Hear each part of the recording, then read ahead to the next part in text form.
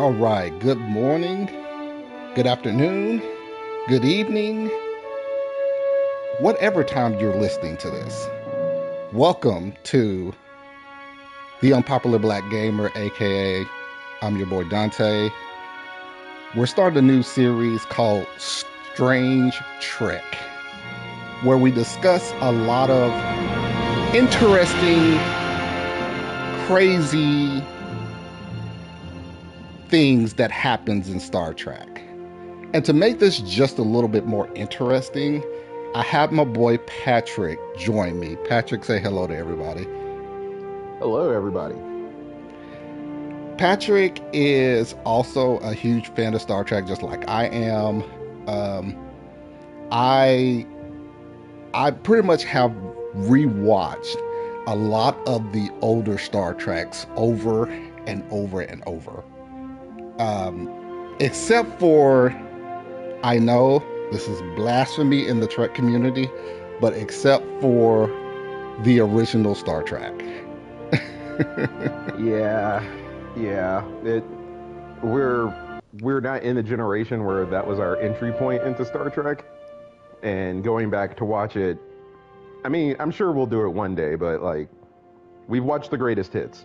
I will say that we have missed out on the It's episodes that didn't quite hit. it's very difficult to watch though. It's really hard for me to go back and like fully rewatch those. And they're some of them are kind of boring. I hate to Yeah. say. Well, the classic episodes are classic. Like they're good watches. Like Yeah. I Yeah. will say that. But yeah, Yeah. like every Star Trek series, it has its bad episodes, and when you hit one of them Most definitely. with 1960s pacing, and it takes all of 60 minutes to get through it, you're just like, I don't. Yeah. It's So crazy. that's why. It's crazy because like when we were younger, probably watching this with like our parents and stuff, like it probably was just felt differently then. But like Right. now in our older ages, watching it's just like, oh my god, I'm pretty It's like much someone get to a point. please, please. This is 60 minutes that I could be using doing something else, probably Right. way more productive. Whew. But we have seen the greatest hits. We Yes, are we not definitely have. ignorant Um, of the original series. so those of you that are watching this on YouTube, you're probably seeing a game right now playing Star Trek Resurgence. We I was trying to find a good way of doing this particular podcast where it was easier for the two of us because I live in a totally different area than Patrick, and as we both have lives, pretty much, Yep. it was finding the best way of doing this where we could record this, but also it wouldn't be too much of a burden on us both. So that's why you see the Star Trek Resurgence title screen. You don't really need to pay attention to that. This is pretty much like a talking head video, kind of like a podcast type deal. So you can pretty much not watch the screen and just listen to us talk about the strange things that happen in Star Trek. So Oh, and you could just imagine yourself in the chair taking command with that piece of Iconian. No, not Iconian. Who are those people? I forgot. uh, That piece of technology there. I think was it, when did I go? Oh man, No, you no, no, because the Iconians are the ones with the portals. yeah, that's right. You're Uh, gonna have me rethink this whole thing. Not Thorian. Is it Thorian? no, no. No, no. Darn Because they it. only showed up in that one episode where like Riker quotes the Art of War, Yeah, and like the dude doesn't kill him. yeah, Yeah, they become the like the well, I don't want to give too much of the game away if you play it, but they play a role in the game. I mean, there's a thing of theirs right there on the on the table. But if you have not played that game, it's a great game. Play it. If you are a huge Star Trek fan, if you are a huge Telltale fan hmm of like all their previous games, The Walking Dead, Tales from the Borderlands, all that good stuff. It is they do a really good job at making you feel like you are in the Star Trek. universe and pretty much taking control of these two characters that you take control of. So I would suggest you play it. But anywho, getting into our discussion. Um, so I have a bit of a. So I have to say this. We already tried recording this episode before, and it epically failed. How did it epically fail, Dante? Well, we didn't fully test out everything before we went live, and it just sounded like I was talking to myself and you could not hear Patrick. We basically learned how to not do a podcast. That's Basically, what that's all failure is. We just learned how not to do it. Now we've learned how to do it. yes, yes. So we've learned, but also in the middle of that, I've updated certain things on my setup. Have a better mic, have a better setup as far as audio mixing. So it was kind of a good thing, but also at the same time, um, it, it it hurt because we talked about some really good things. So we are basically this particular episode. We are redoing the very first episode that we did. So this is Side note: uh it was the Takan Empire, TKON. Takan Empire. Yeah, Yes, from Star Trek Resurgence. Thank you, thank you, Patrick. That was going to actually kill me this whole time yeah. for not remembering that. That episode first aired when we were 3 years old. That's interesting. Holy crap! Funny how time works. Oh, yeah, I feel old again. Thank you for that. So, okay, so we're going to start off with episode one of our podcast series, Strange Trek. This particular episode, we're going to talk about Star Trek technology that just makes absolutely no sense. Like it looks good on the TV screen, but when you actually start to think about it, break down a lot of the principles behind the technology, you're like, that wouldn't work in real life, and this is why. So I have a list. I have a list of three. Patrick has a list of three. Um, these three will probably overlap. We will probably overlap our lists, but we also have some honorable Yeah, mentions I think we afterwards. yeah, I think we overlapped a bit last time, but I don't totally remember. And that's a good thing because I don't totally remember either. So we can at least try to keep this as fresh as possible. So Yeah. without further ado, let's start off with our list. I did go first last time. Did we want to just start off with me first, or did you want to go ahead and go Oh yeah, first? you're the unpopular black gamer. You gotta kick this off. All I'm in right. your house. All right. We'll kick this off. All right. So, number one, my first technology that makes no sense, the replicator. The replicator to me makes no sense. Yeah. And now that you mention it, I'm having a little deja vu because I'm like, two on my list like are around replicator technology. Yes. So this is going to be an important part of the conversation. Another Um, another one on my list is around replicator technology, and I'm pretty sure that's one of the overlaps there. But okay. I do have the memory alpha definition for the replicator, just to give like a good synopsis of what the replicator does. All right, a replicator system, replication system, or molecular synthesizer was a device that used matter energy conversion technology similar to a transporter to produce almost anything from a ship's replicator reserves. All right. It was also capable of inverting its function, thus recycling the items. So the main thing that I wanted to point out with the replicator is the nice physics law: matter can neither be created nor destroyed. Right. That So the rep Go ahead. So if I'm following, what has to work in the replicator is you have something, and then you just turn it into something else, which I don't know how easy that is to do.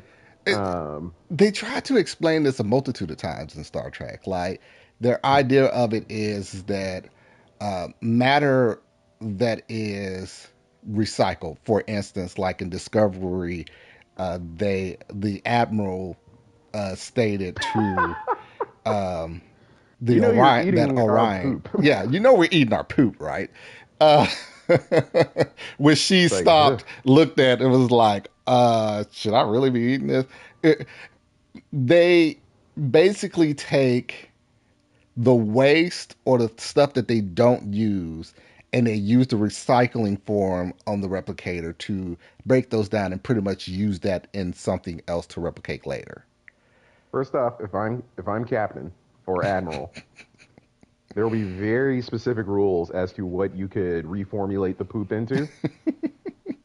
Food and alcohol not being one of them, unless it's like a dire situation.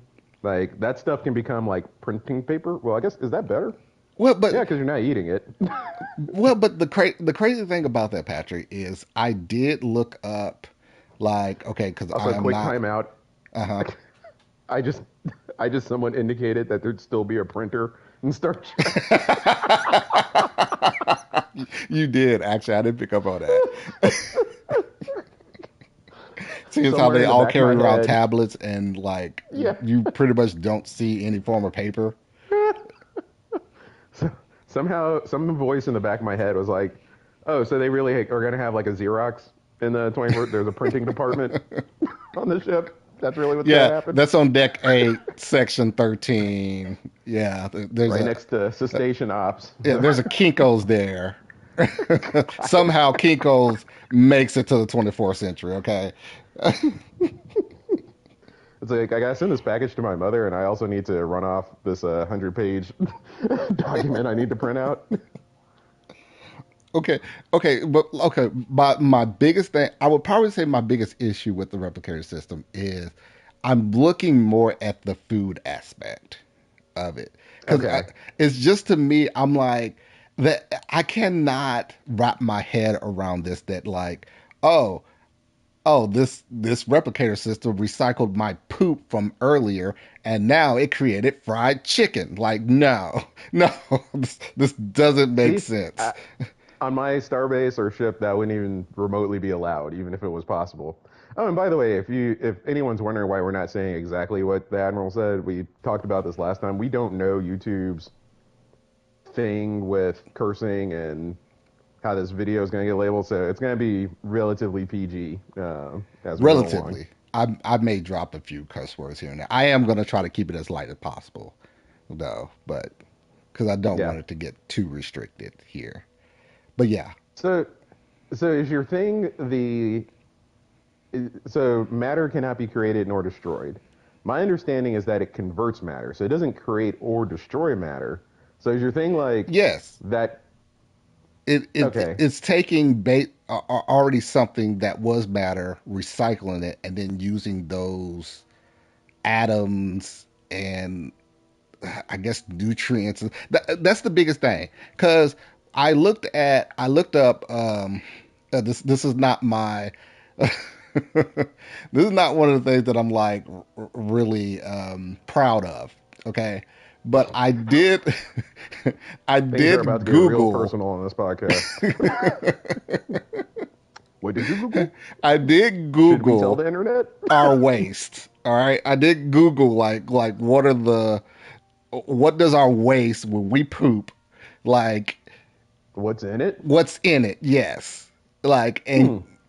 and is it still some nutrients there?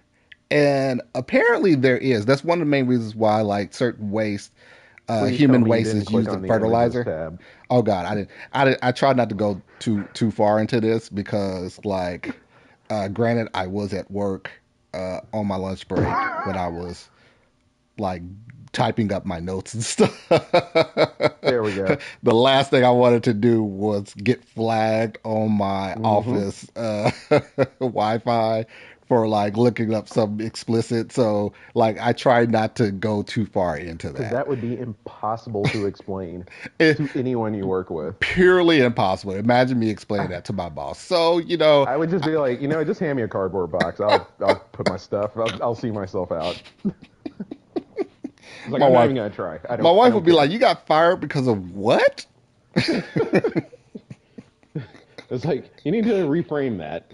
I have the opportunity to find a new job because of something strange. Yes, because something strange. I was looking up for Strange Track, by the way.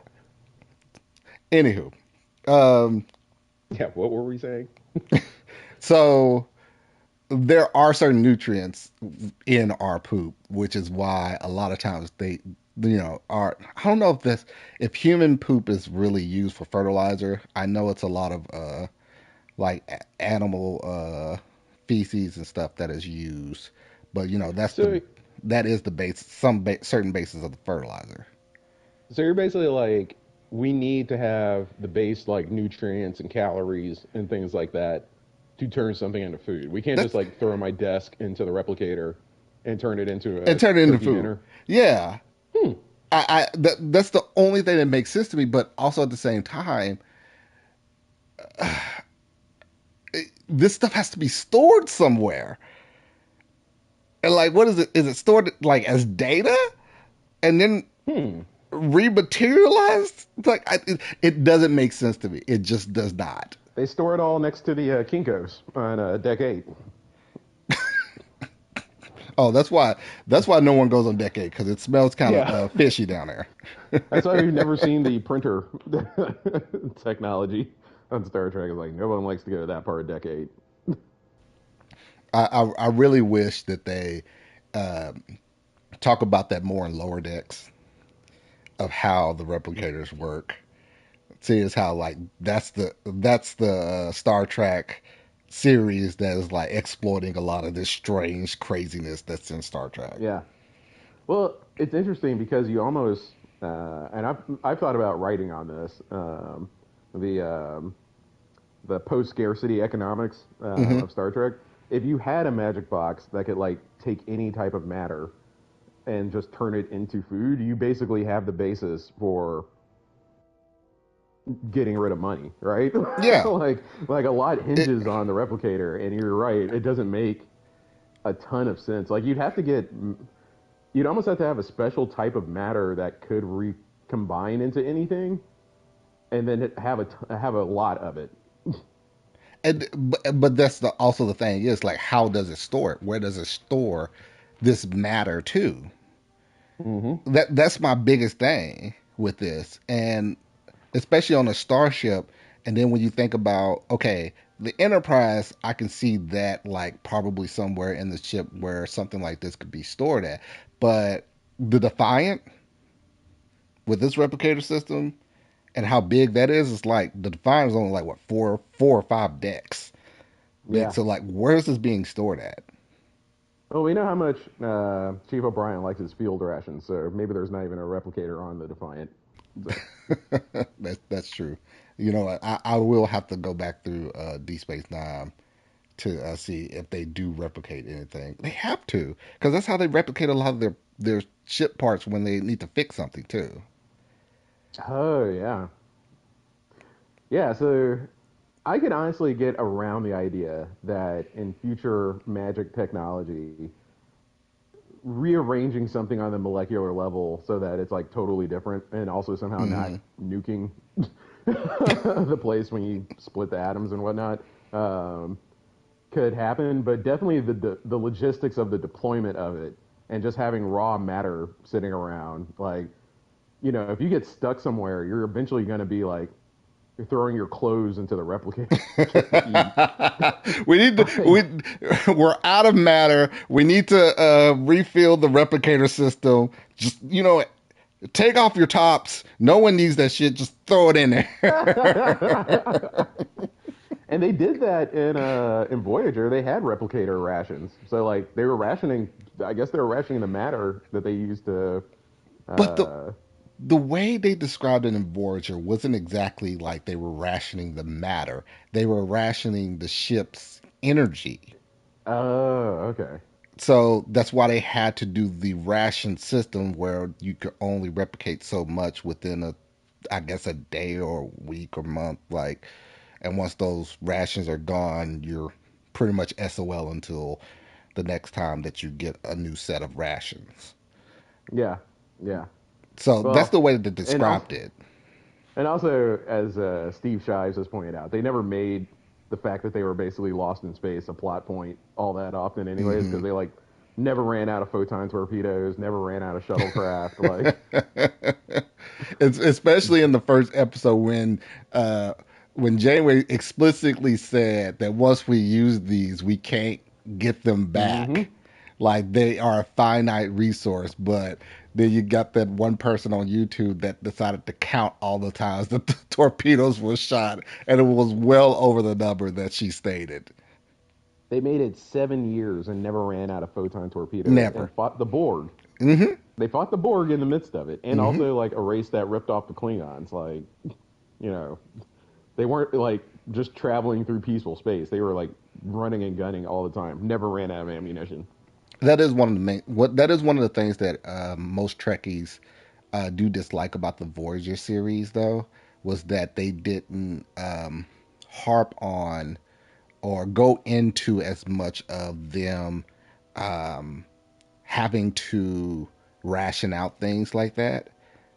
And some people felt like if they would have like focused more on that, then it would have also been more interesting too.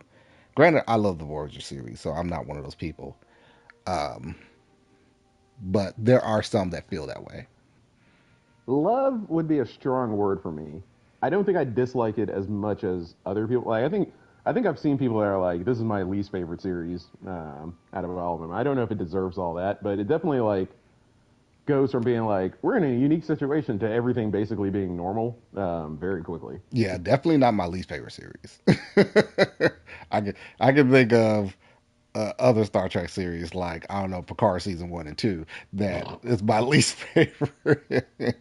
I don't even think I remotely had a least favorite series until the first two seasons of Picard, which is hard to admit given that I am a my entry point was Next Next Generation. So Generation, yeah, but it was just awful. Anywho, we're getting off on a tangent. Uh, let's there not we go go. there. Get ready for that. That's going to happen a lot, everybody. That's probably going to happen a lot. Okay, so let's go to your number one technology of strange technology in Star Trek. Okay, quick question on the number one. Is it just numerically what's on my list, or like, am I thinking this is the strangest of them Oh no, all, no. or This is not necessarily a list saying like this is the most strangest or this is the least strangest on my list. Just three things that you just think is just okay, strange in gotcha. Star Trek. You don't have to go in any particular order. Well, we're gonna build off a replicator and go right to the holodeck because that thing makes no sense. It makes no sense. I don't even know how you'd go about constructing one in real life, and I've never seen anyone even attempt to try to explain how to do it in real life. It's just, how does this thing work? I don't understand it. Okay, okay. So full transparency, the holodeck is number two on my list. Oh, okay.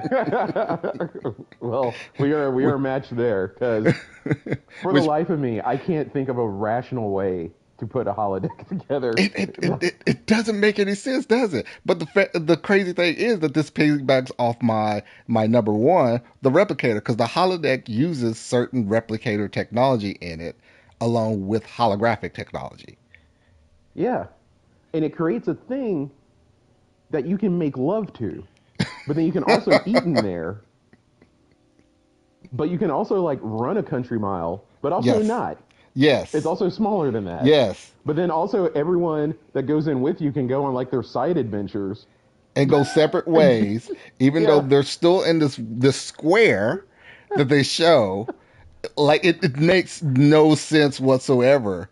But and it's and in the first episode of Star Trek: The Next Generation, Riker threw a rock, a holographic rock.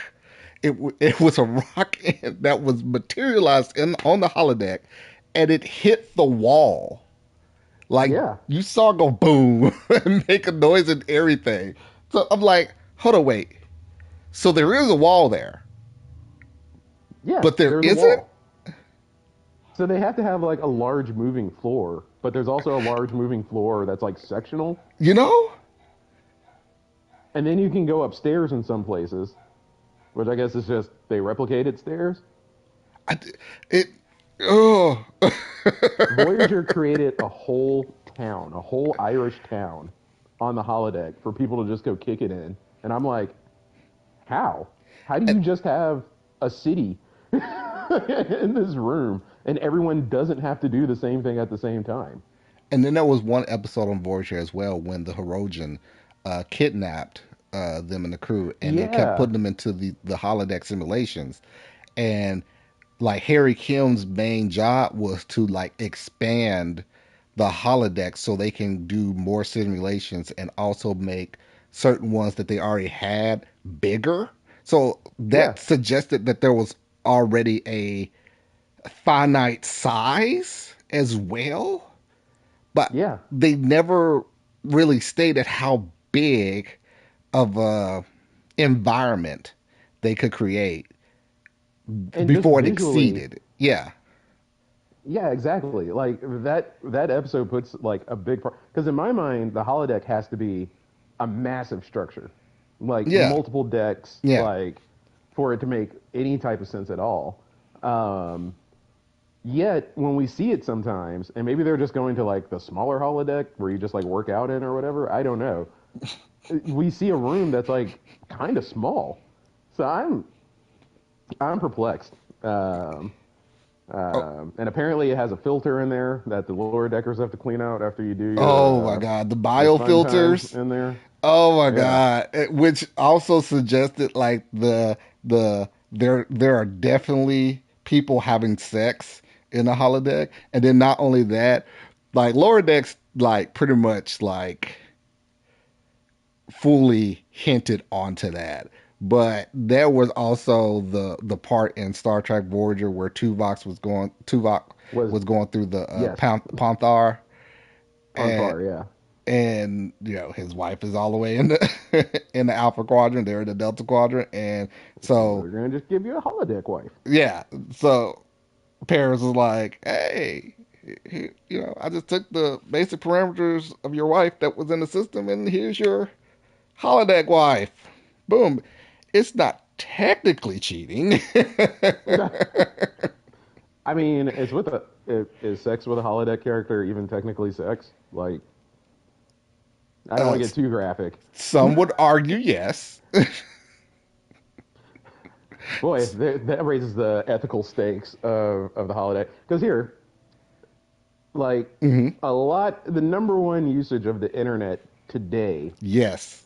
is Yes. for explicit materials Yes. of a erotic nature. Yes. I don't think that's going to change by the 24th century if you give No, people a holodeck. not at all.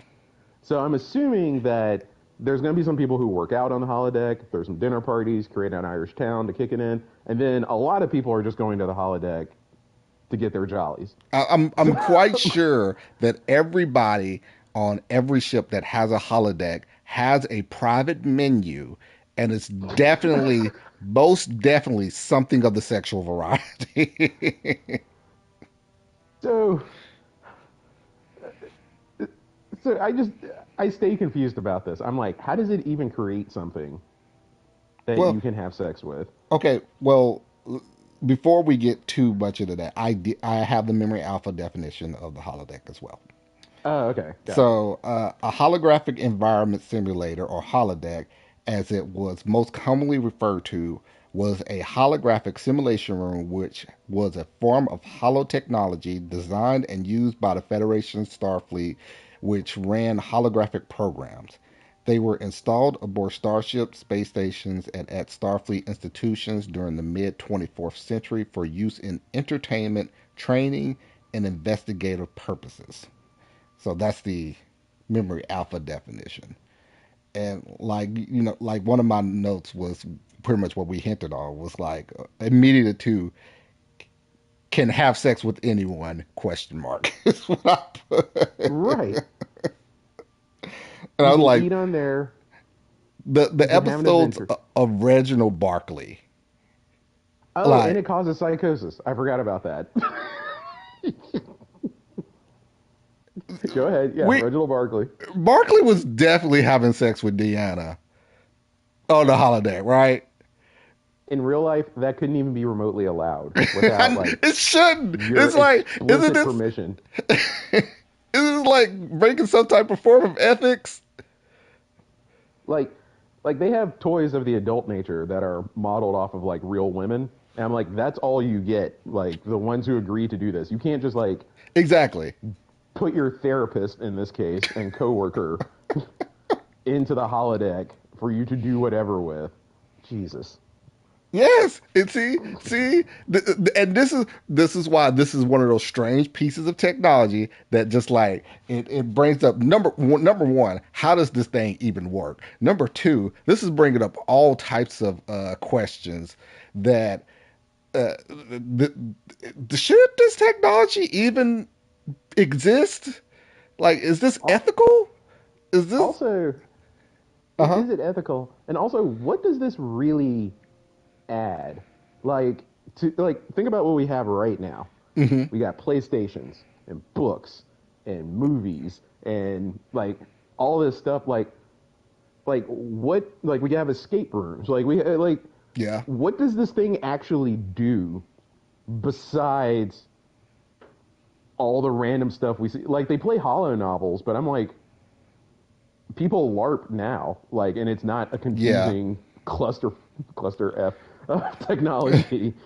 I caught myself of technology to try to like make it work. So I'm like, what is even the like? What even drove the development of this thing? Like, I could see it for like training purposes. They've done that on there, where people have trained on a holodeck. Yeah, But they definitely used it for training purposes. Like they showed that on during the Dominion War and Deep Space Nine. Well, not the Dominion War. This is actually well before that when uh, the Dominion they came in contact with them and they were trying to like destroy that Iconian technology that one of the Dominion squads got a hold of.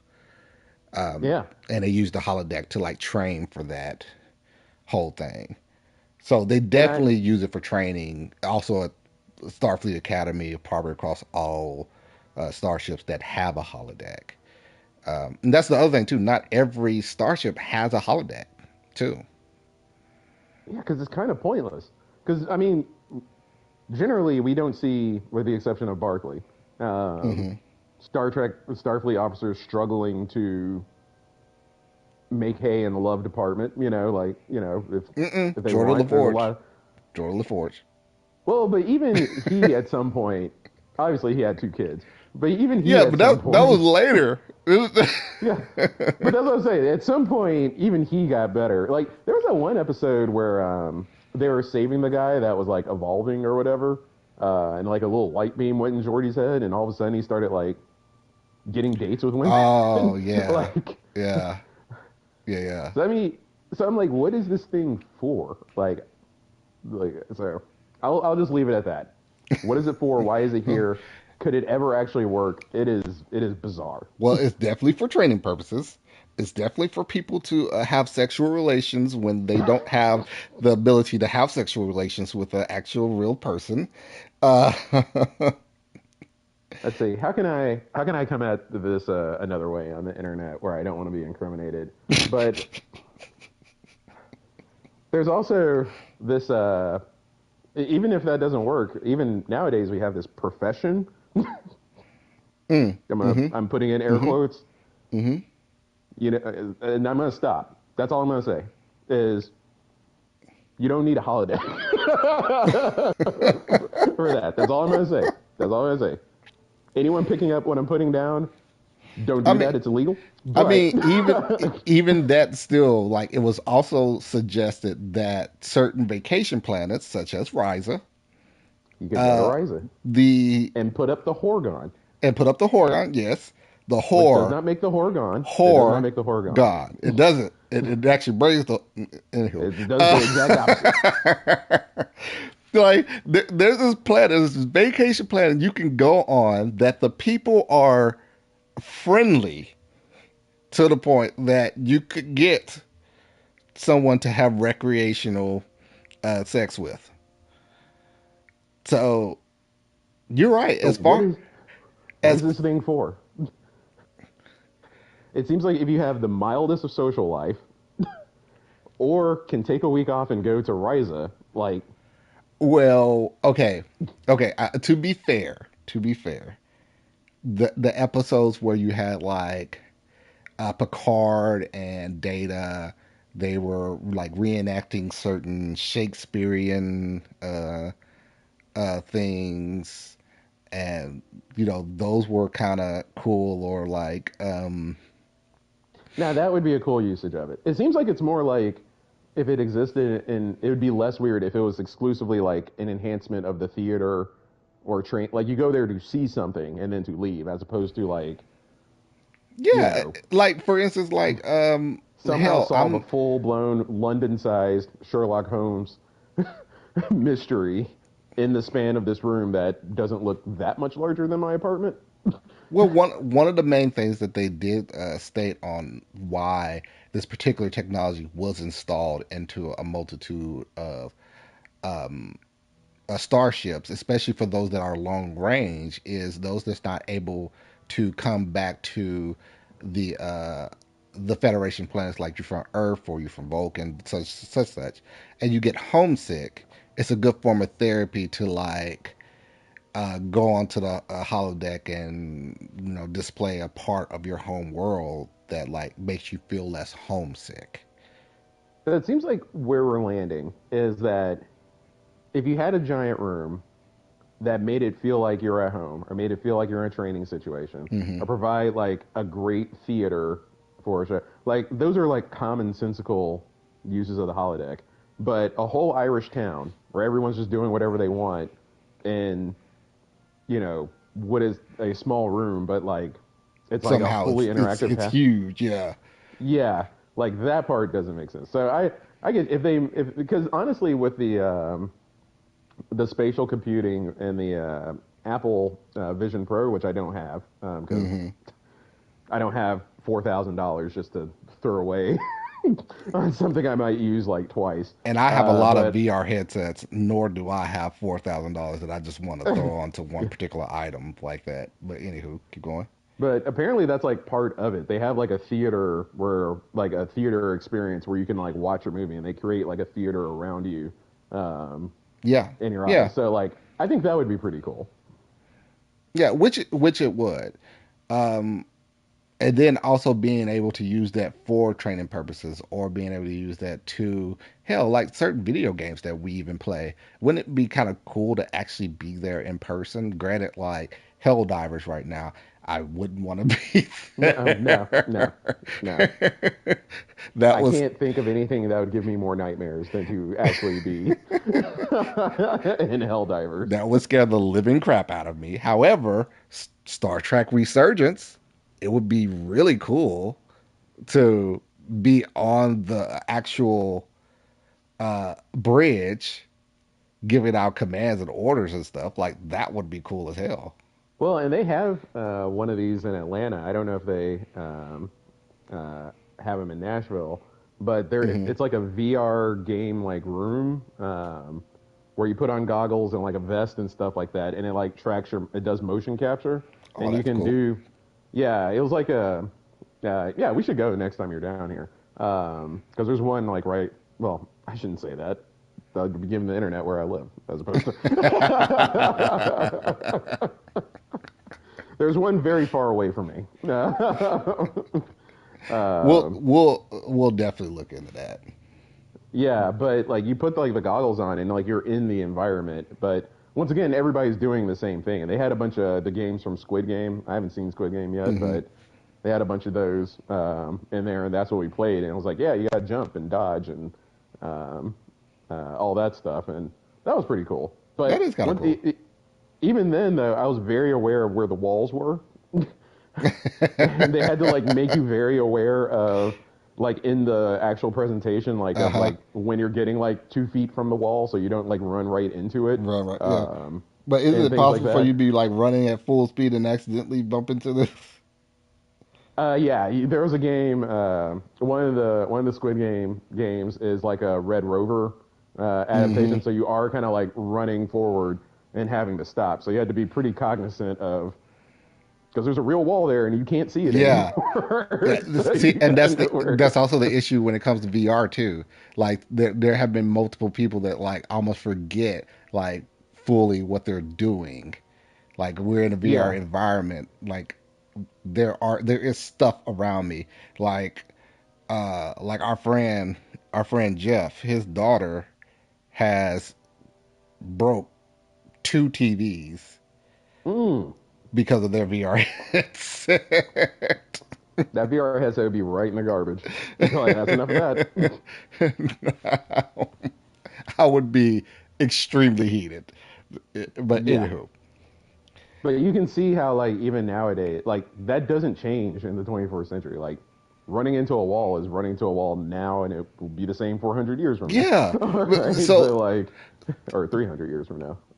but it's also it's almost like I don't know. It just doesn't make sense. Like I cannot piece it together, nor do they actually explain it well enough to properly suggest that this is something that can actually be viable in real life.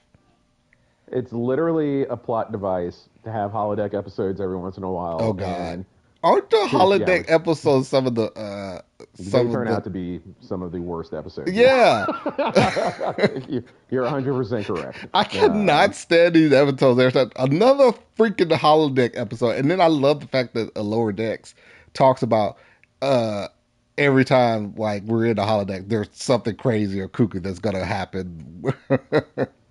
Where Oh, uh huh. that reminds me. Why can the holodeck kill you? Like, why is that even like a setting? Because Belana Torres turns it off when she's going through like some psychological issue. I'm like, why can this thing kill you? You can have sex in it, and it can kill you. That is I that's don't actually a understand why it very even has like that capability. why aren't like how are you even able to turn off the safety protocols? Like Yeah, why is that even an option? Is basically yeah, your because you're question. designing these programs right, and you're designing how the matter is made and stuff. Like, so don't put a real bat lift in there. The only bat lift you can get is like one that looks like one and weighs like one, but it's actually like foam. You can't actually stab with it, right? Yeah, but the whole object of that is if you like training with that, you want it to at least feel the weight or to Well, feel no, that's what I'm like saying. almost Like, like a real bad lift. so So keep in what mind like if it this thing accidentally makes hits something you, that. Hmm? you're saying like if it accidentally hits you, it like turns to foam or something? No, no, it's just like you can replicate like the weight and feel and balance, so you get the training in, but it's not anything actually dangerous. Kind of like how the Kind bat of like lift a is wooden in. sword. Yeah, exactly, exactly how it is in the show, right? Like they're not. It's not a real weapon. It's a. So why does this thing give out real weapons? Is kind of my computer a bat lift, and it's like, yeah, I want one that can really kill. Like that that shouldn't be there. And then Picard kills a bunch of Borg with a Tommy gun in First Contact. Like it will give you a real gun. Which was actually a very great scene. It was a great scene.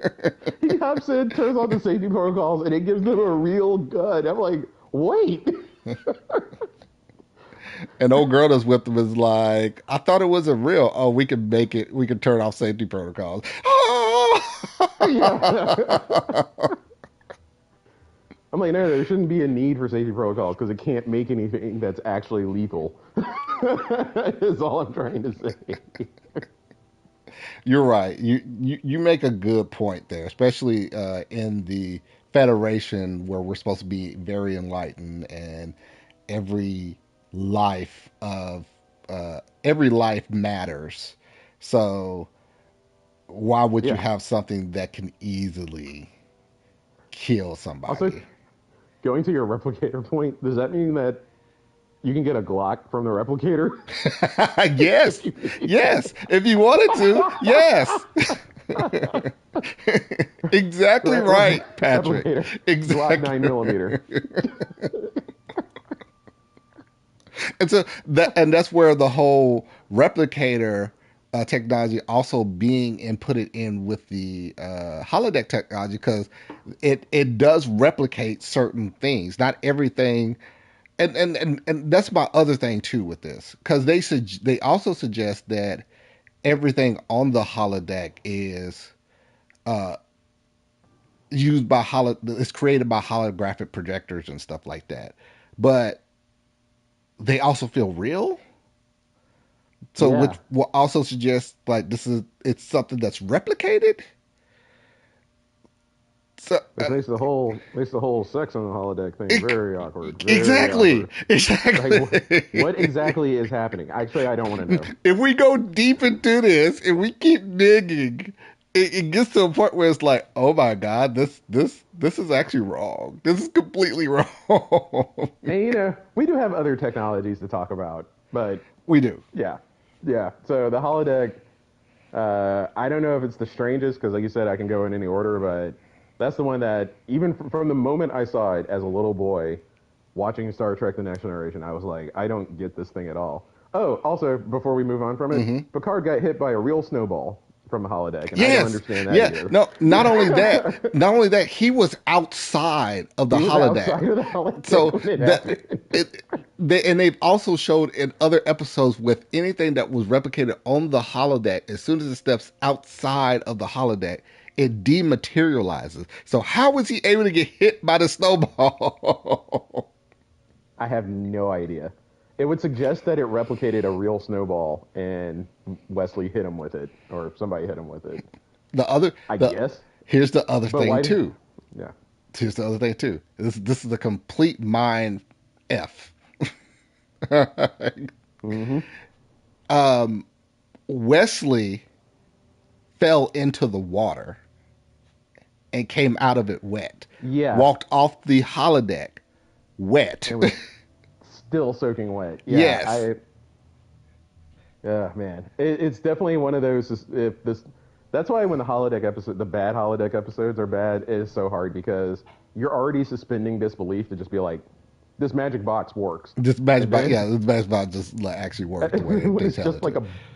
yeah, and then when it's just a boring episode, you're like, this episode sucks, and this thing can't actually exist. So now It what do just I do? I'm totally disengaged. no sense whatsoever. None whatsoever. If anybody can have a better argument than what we are currently suggesting, um, then feel free.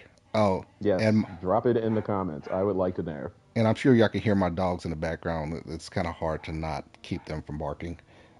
Yeah, they have no idea how the holodeck works either. So, Apparently, they're agreeing with us. hmm Okay, so that was your number one. Well, that was your first one. That was also my second one. So go ahead and give your second strange technology. it's kind of right in the same thing, but the transporter. That is my Uh, number three. oh, okay. See, Well, this episode might go for a while, but we're overlapped a we little bit. overlapped. At least on two of these, we overlapped. So I'm curious to know what your third one is. But anywho, yes, keep going. Yeah, so the transporter, I think, would be just even dangerous to attempt. Like, you'd never survive the testing phase. Because if you got one atom out of place, one, you'd kill people. Two, you'd also probably explode in the biggest nuclear explosion Hmm. ever when you split someone's atom on accident and it throws off the whole thing. And I'm like, how did this thing even get off the designing the design table? It's like, wait, you got to put the atoms back in the same spot, and if we even miss one, it's not only going to destroy the thing you're trying to transport, but everything around it as you just unleash a nuclear weapon So on all of us. so No, granted, we'll just use the shuttlecraft.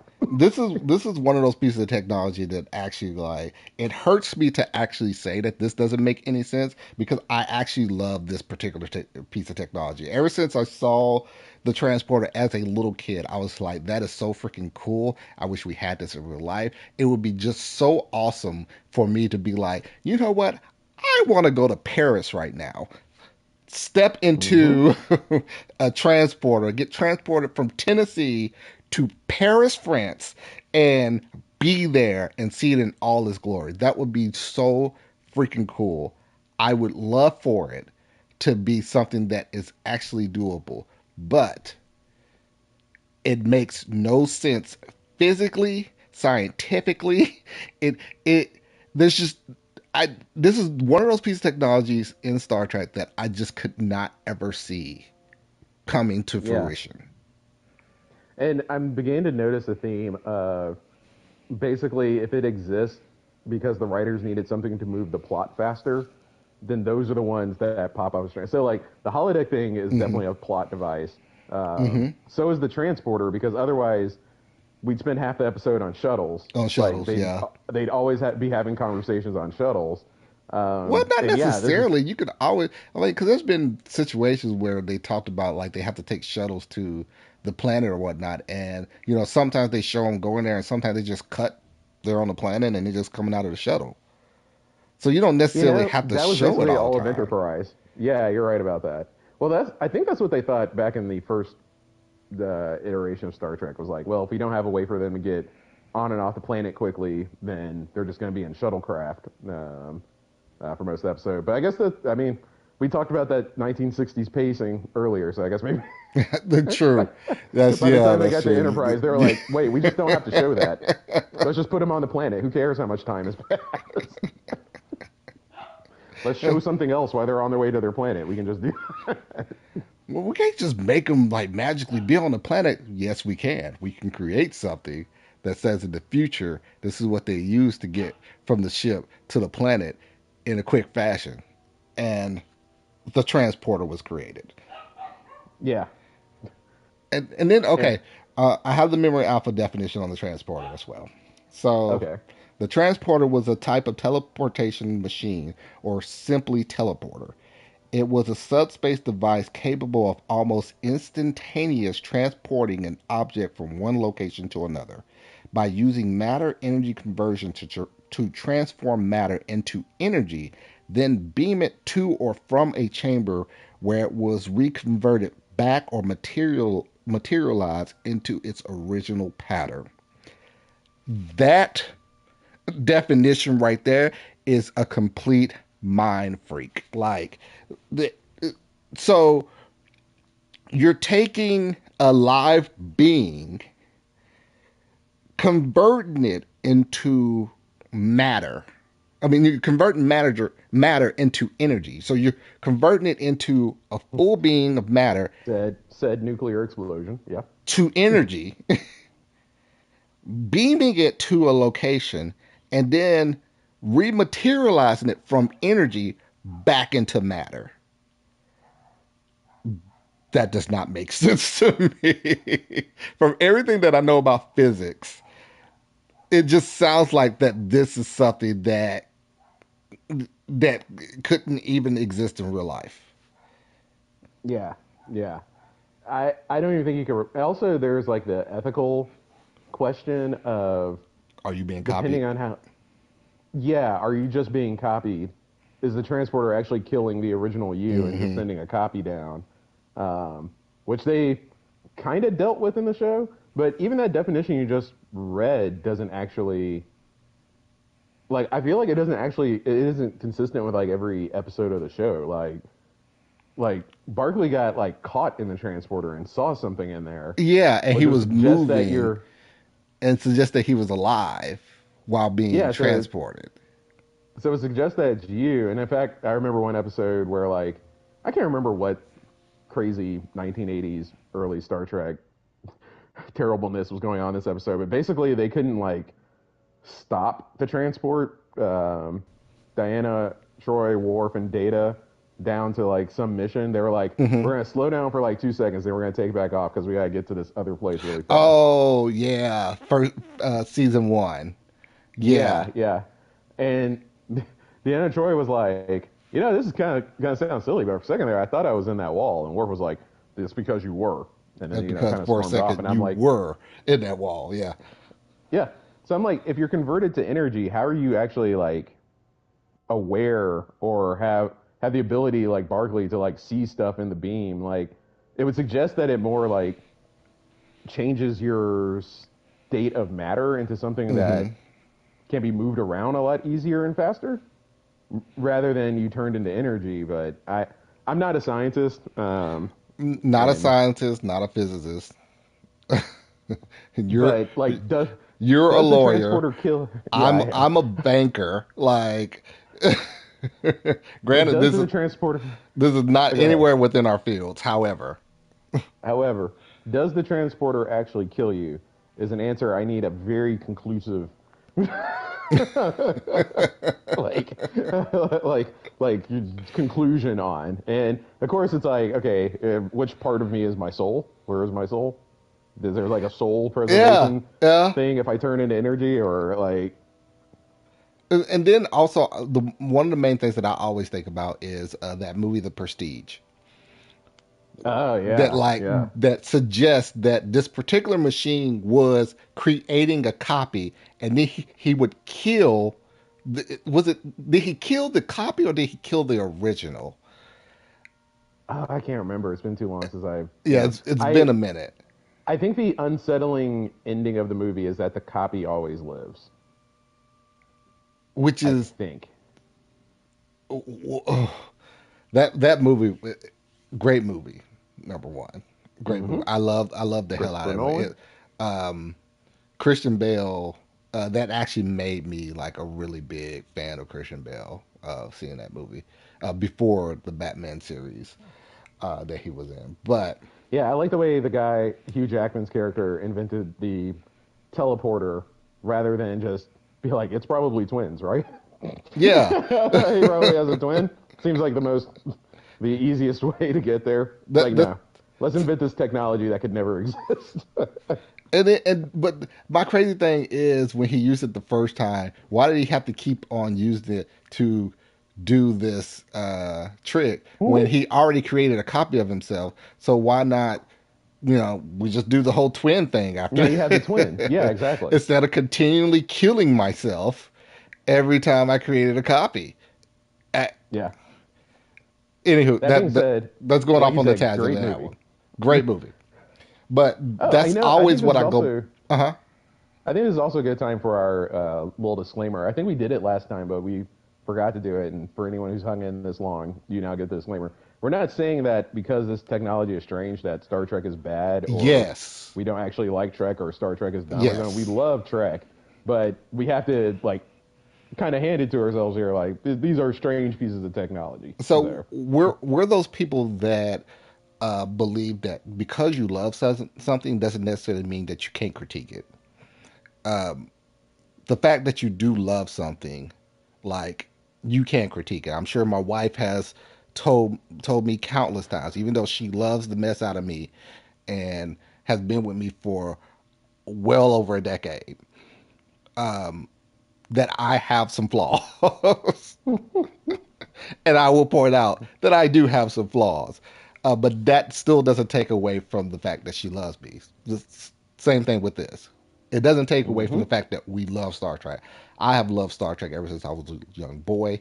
The fact that I can watch it at any point right now because of streaming is great for me, because anytime that I'm feeling down or like need to get my mind churning or any state of depression or anything, I can watch Star Trek. It lifts up my spirits.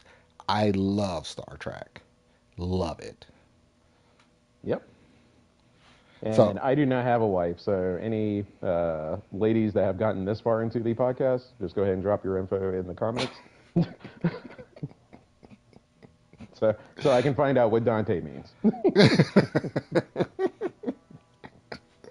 so we love Star Trek. So we're not saying that the show sucks because of this. We just find that these things that have that we've seen in Star Trek, this is strange.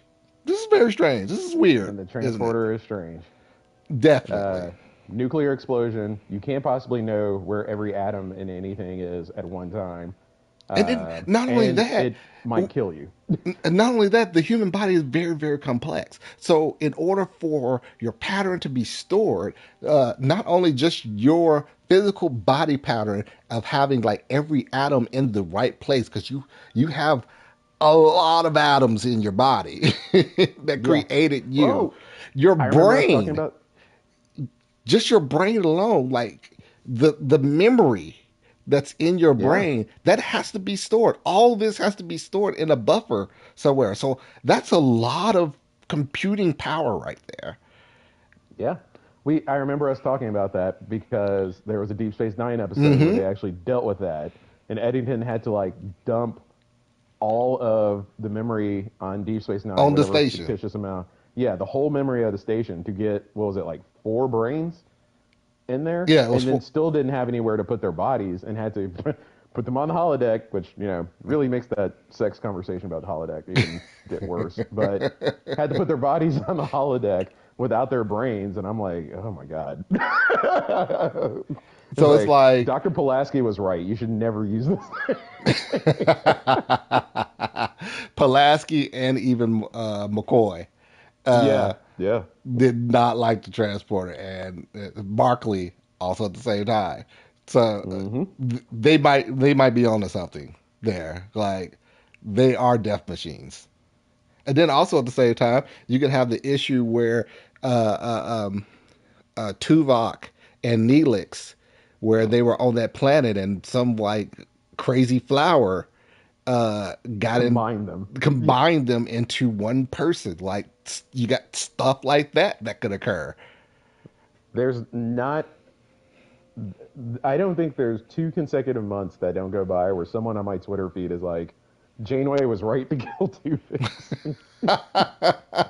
That is another episode on its own. You know what? We might even so to all that's listening, we marked out like things for us to talk about on Strange We Track. got a list. And we got Hmm. a nice list so we can continue to keep these episodes flowing. One of the things that we're wanting to do on Strange Trek is bring in another one of our friends to pretty much be like a judge, and we are going to play two sides of an argument.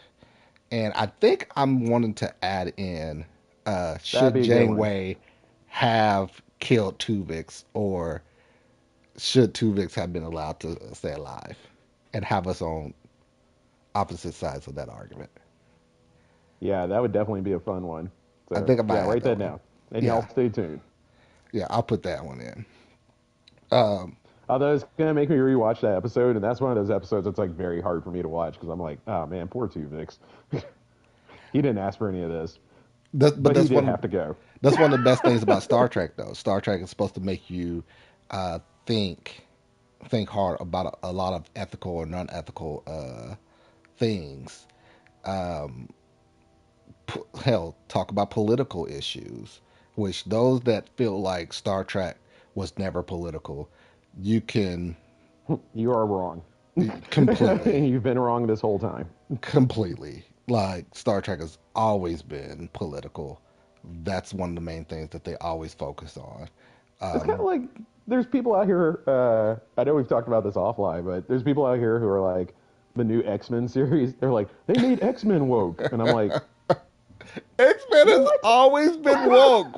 It was The specifically characters were designed to be woke. literally designed off of Martin Luther King and Malcolm X, like, and racism. It was literally. It's like I just really don't understand the world at the Yeah, moment. everything has to be like, oh, everything's woke now. Apparently, no, no, no, like a lot of this stuff was already woke. You're just now paying attention to it. Yeah. But anywho, okay, So we'll get so to electioneer shenanigans on some other day. yeah, that'll probably be one of our episodes. All right, so okay, so that's my three. So the replicator, the holodeck, the transporter, which crazily, all three of those work in some type of tandem with one another. Yeah. So what's your third one?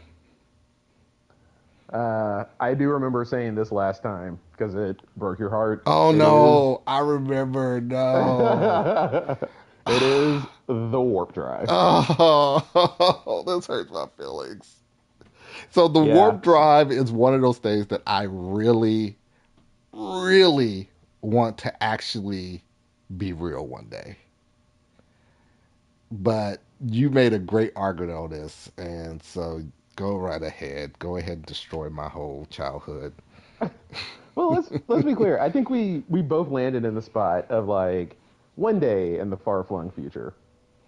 I think humanity will figure out faster than light travel. I just don't think it's going to be the warp drive. That's going to be. And it's interesting because the warp drive is another piece of technology that's a plot device that the writers just came up with. Yeah. And things have happened in science afterwards where people are like, huh, could a warp drive actually exist? But by the time you get to like current Trek, because the fiction inspired the science and all Hmm. that happened a long time ago, people get Hmm. it reversed. The warp drive was like never built to actually make sense. It was just like we gotta get from planet to planet somehow, and this is how we're gonna do it, See, so that but we I don't have to thought he spend. did. I thought Roddenberry did like get like scientists and like talk to them about like is this tech? Is some of these technologies could they actually be viable? Is this something that actually could be created in the future? I thought he did consult some. Well, I and might I be thinking of that wrong. I think there's a difference from being like, are there theories on how to travel faster than light? Hmm. And someone's like, yeah, you're not going to be crazy having people travel faster than light in science fiction. And then, hanging up the phone, being like, okay, great. And then coming up with whatever it is that you do it. Like, I don't know how much detail he got where it's like, oh, yeah, if you're going to do faster than light travel, you got to do this, that, and the other. And if you like, listen to at least the physicist on YouTube talk about what faster than light travel would look like in real Hmm. life, it's not very plot convenient. Like it's not that simple, but yeah, definitely. Um, I would have to look at that. That would be very interesting for me. What was yeah, yeah. it? Is his whole issue with it the whole time dilation thing? Time dilation for me and my sensitivities is like the biggest issue. Like Hmm.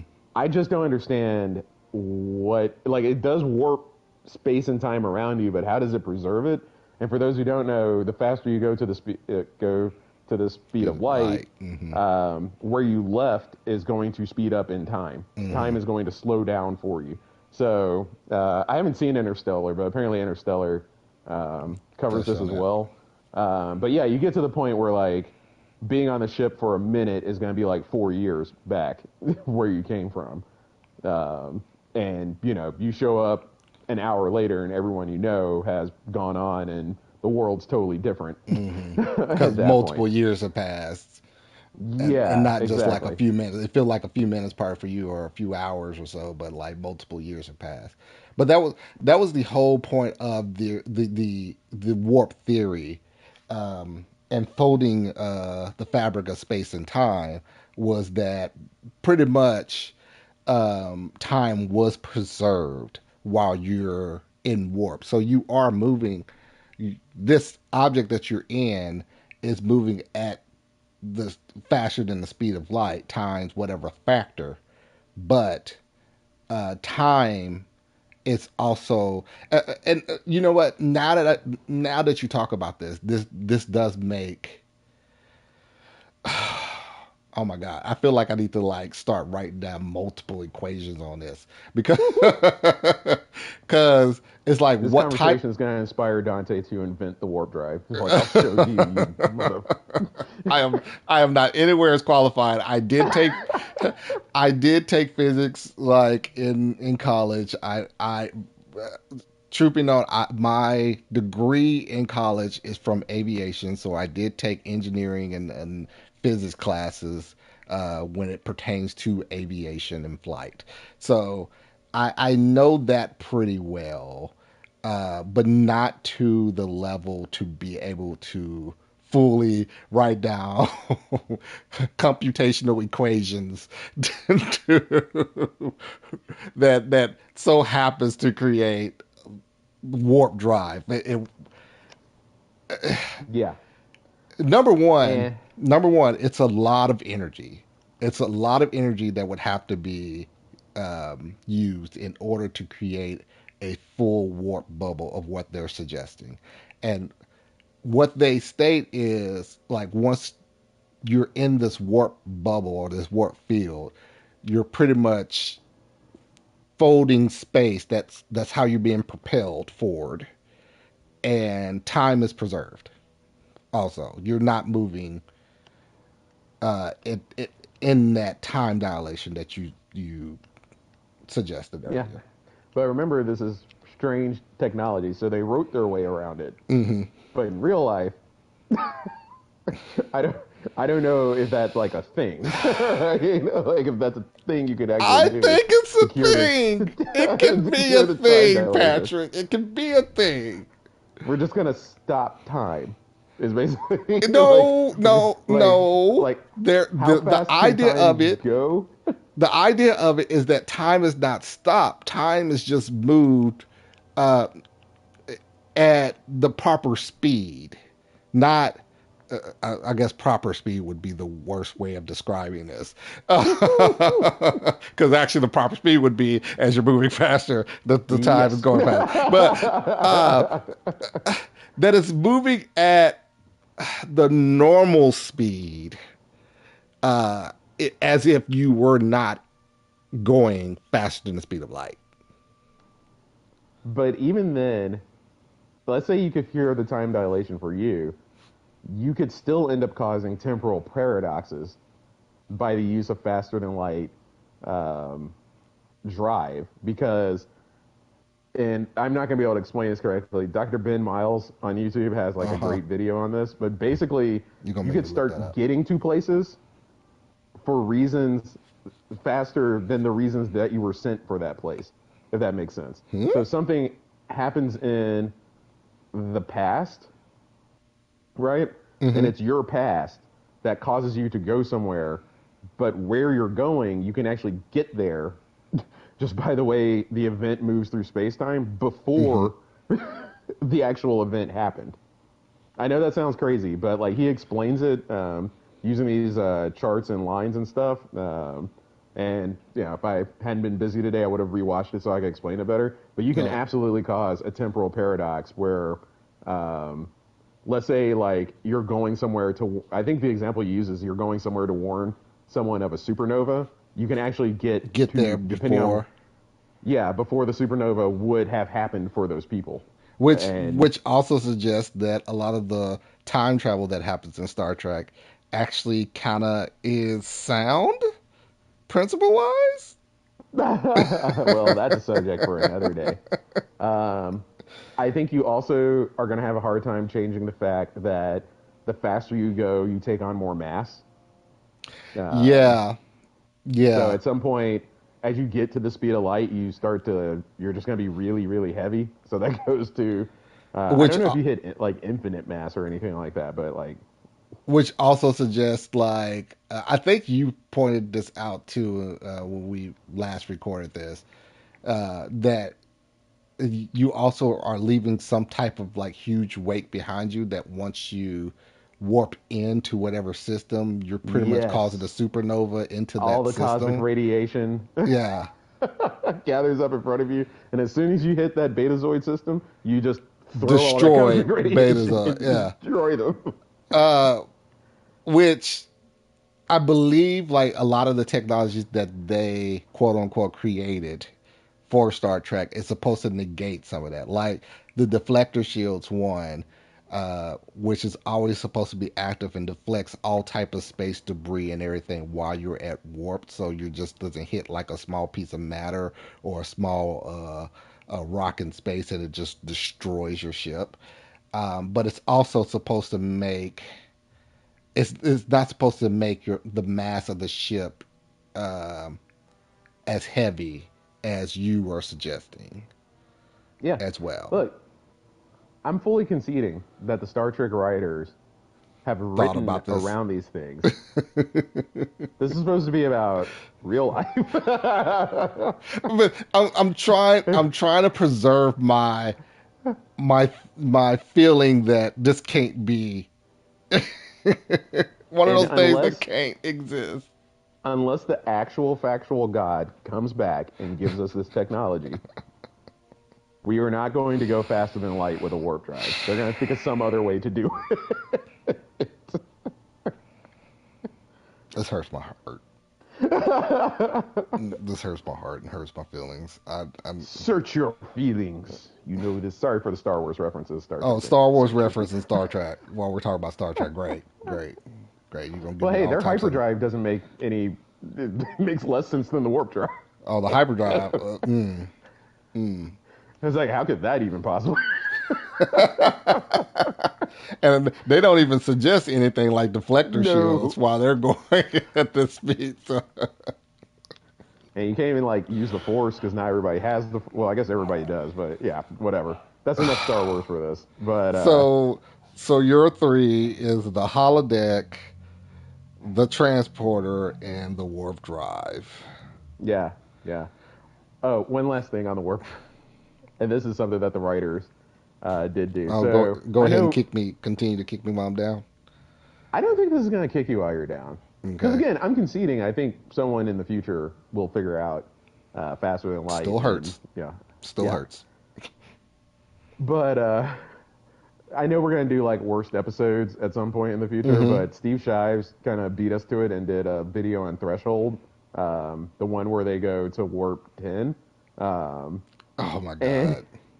he said that the Wait. thing that kicks off this push to go to warp 10 is that they found a different type of dilithium, and he's like, that doesn't even work in universe. That'd be like if your car all of a sudden could go 200 miles per hour because you found a Because we different found a different type transmission of fluid. fluid.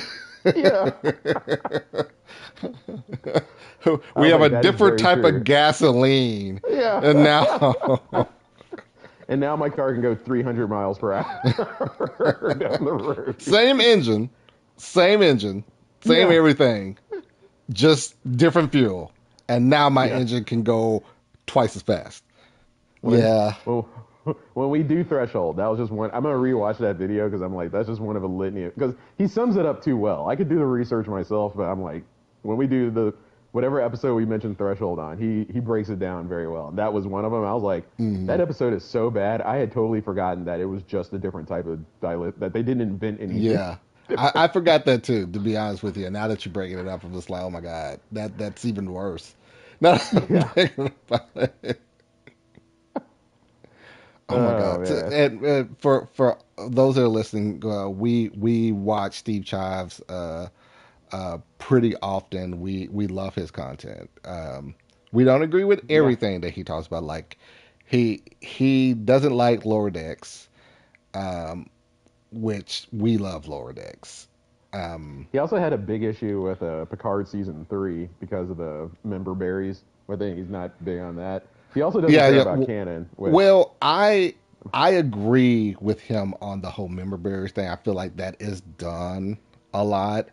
However, I felt like they needed to do that in season three in order oh, they to had to. salvage Picard. Yeah.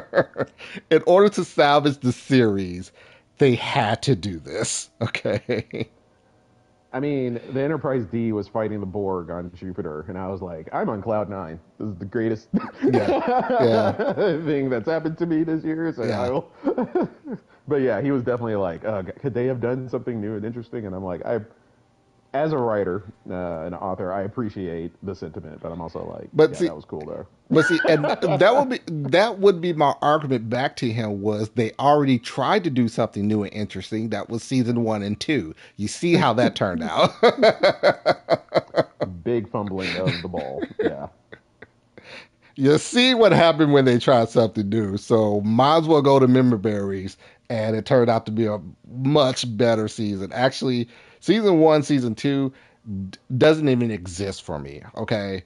Uh, Season 2 ends with an alternate version of the Borg that apparently have been around the oh whole my time god. Oh my god. Why'd you and bring did that up? absolutely nothing. Right? Why'd you bring that up? I'm Oh, just so confused by how whoever wrote that got to the point where it's like, yeah, this should be canon. thought it was a good idea. This is a great idea. Let's throw this in there. Yes, that. Oh my god. I got to think there was one guy in the room at least that was like, maybe we should get more feedback before we do this. like, like maybe let's like run it around. It's like, nah. This is a winner. This is money.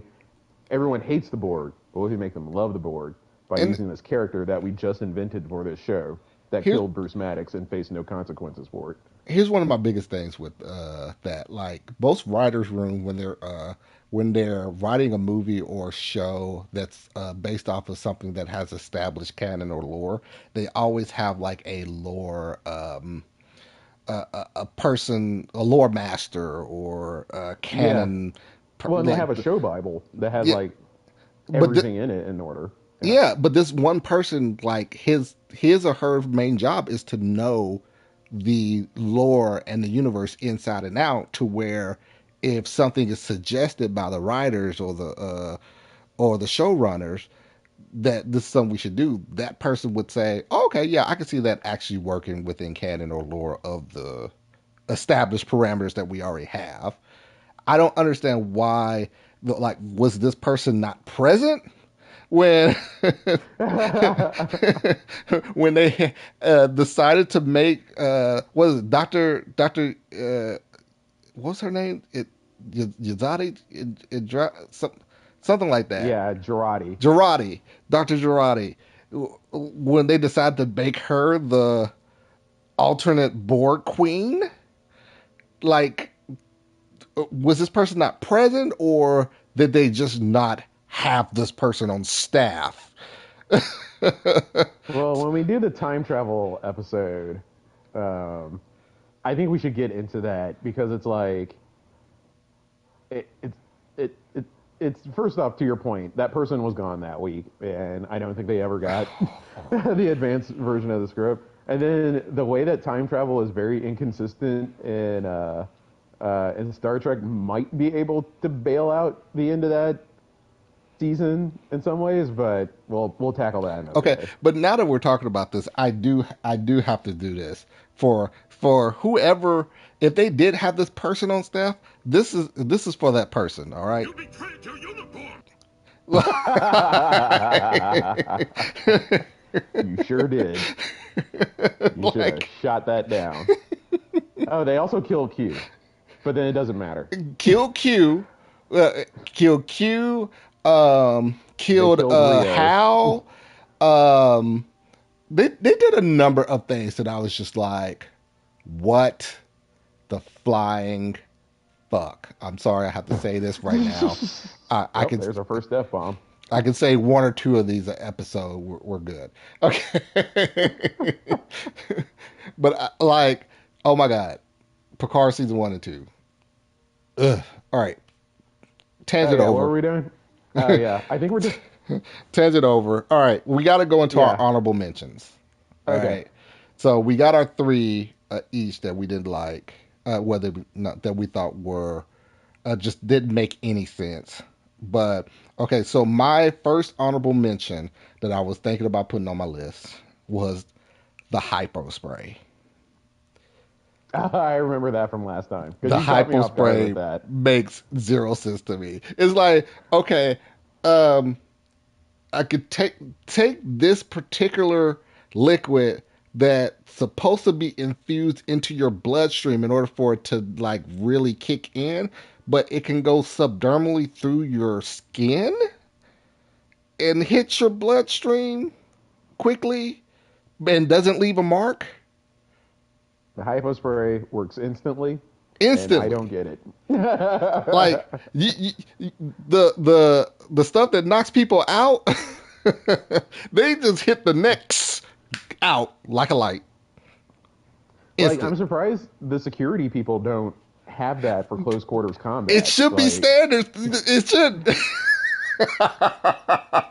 Like if a Klingon has boarded the ship and is running at me, and I can like hypo spray him in the ankle as I dive to the ground, and he just passes out. Like I would want like 5 of those on me. Patrick, if I was in the Star Trek universe, I would create a fighting style that was based off of using the hypo spray in this fighting style. All right. No joke. And I think the last time we talked about it, and the first we won't call it failed episode, the first learning episode. Yes. I think we landed where it's not that a hypospray couldn't exist. It's just the type of hypospray where the drugs get all over your body with The instantaneous part no of it. time. Yeah, the instantaneous part is the part that because even as you get an IV and like they give you drugs that knock you out via IV, it still like takes a little bit. It's got to get into your system. But hypospray is like it is all over your system right now. Right now, instantly, boom. You are knocked out. You know what? You need to go under for this surgery. Anesthesiologist, hypospray. You're out. Got him. Do your surgery. Can you imagine a hypo spray with a THC product in it? Oh, instant high. Instant high. It's like, oh no, I'm not gonna be able to drive for a little bit. Does anyone have any nachos? or even that. Oh my God, I have been drinking too much, but I gotta drive home. Up, hyperspray. I'm good. I'm Driving. good. People don't drink and drive. Not saying you should. Yeah, do not do Not at that. all. Do not drink and There have been a drive. couple of crimes we've mentioned here. Don't do those. Don't do those. Yes. They do not have our endorsement. Okay. What are your honorable mentions?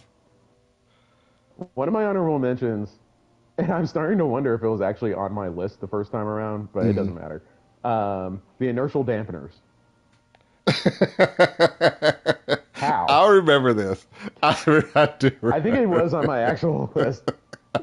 But during our conversation about the warp drive, I was like, oh yeah, the inertial dampeners keep you from being killed And, yeah. because you don't become a puddle when the Yes. wall When you're coming hits out of you at warp. light speed. Yes. Yes. It keeps you from going into that wall that Deanna was talking about. Uh, Well, and also I was watching. Oh, I was actually able to shout these people out last time, but I okay. don't remember their name now. But there was a clip I saw on. Okay, so it definitely was on my list now that I'm remembering it because I did a little research on it.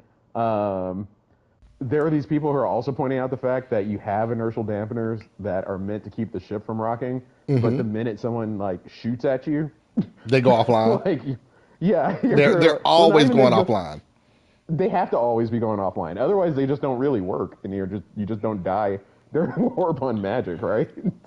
But I think the idea of it is like they don't necessarily like go offline. They're kind of like um, they're kind of like kind of staticky or something. Like when the ship gets hit, it's compensating.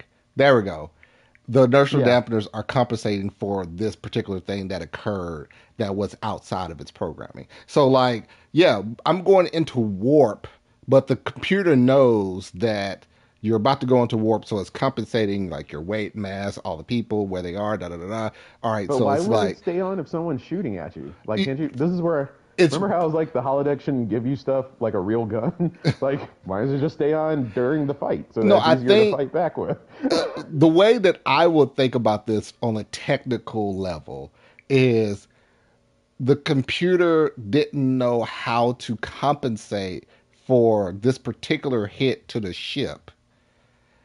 So, yeah, the inertial dampeners didn't necessarily go offline, but it needed the computer was recalibrating to make sure that the inertial dampeners didn't fully like fail because of this hit. So that's why they don't necessarily like get just like murdered every time they get hit. That makes sense? Am I making sense It here? does make sense, and I will accept it. But I will also point out that Starfleet's been getting shot at since Jonathan Archer. I'm kind of like, you can't figure out how to program some AI to Yeah, like but be yeah, able to know like, oh, I'm about to get hit from this direction. I need to I hold the think you ship steady. can. I think you can to a certain degree, but you don't necessarily know how strong of an impact it could be. You could guesstimate uh or pretty much like get that information from the last time you got hit by this particular piece of technology. Last time I got hit by Romulan phaser fire at this particular level, it did hit my ship this hard. So it can compensate that way. But what if the Romulans use a different type of frequency or a stronger beam this time that you're not used to? I, I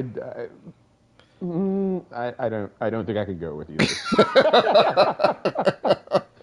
We are being very very generous.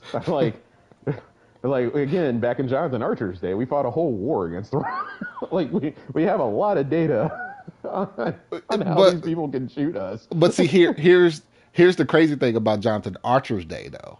I don't think they were necessarily inertial dampeners to the level of Enterprise A, No, B, no, C, no. and D. They used like what was it? Grab plate Well, they had technology. to have inertial dampeners on the ship, otherwise they all would have died the minute Yeah. they left, right? Did they explain that? Now that I'm thinking about that, did they explain like inertial dampeners in that particular time for the very first? I hope they. It's like here's our. Oh, also they had to have inertial dampeners on the first contact, the Yeah, Phoenix. the Otherwise, Phoenix. they would have gone like splat. So Oh, inertial this is all dampeners is very like old interesting. technology. Now that I think about it, so it definitely should be way better than it is by the time you get to the 24th century, because it's literally been Okay, there okay, since the I'll allow beginning. it. I can't explain it away fully. Okay, okay. Gosh, I tried. I tried to defend it. Okay. It was good work. You always have me there until I started to realize like they have always had these things and they still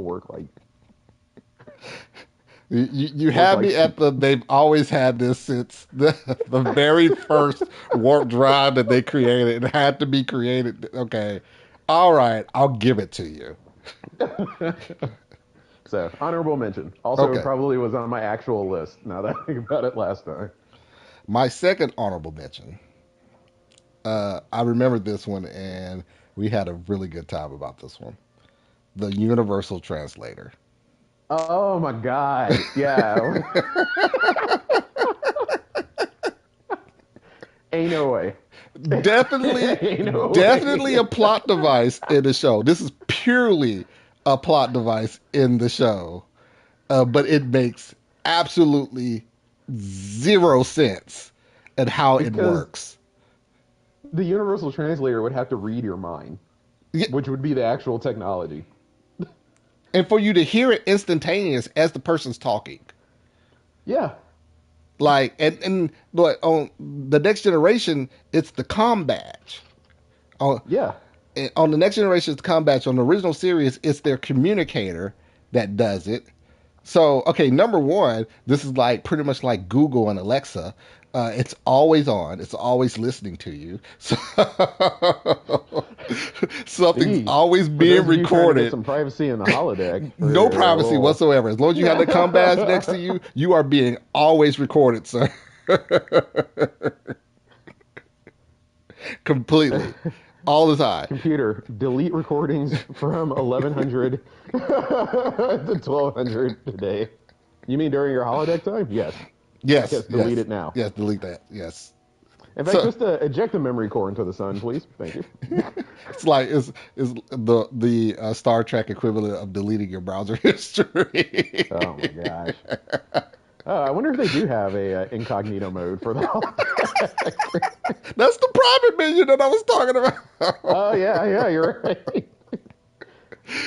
So okay, so not only that, but the fact. Okay, so this is the crazy thing about the Universal Translator. So when they went back into Star Trek Enterprise, showing how the Universal Translator was first created by Hoshi, um, and how she created it, and they had like the big module that was on their Yeah, uniform, and it would translate.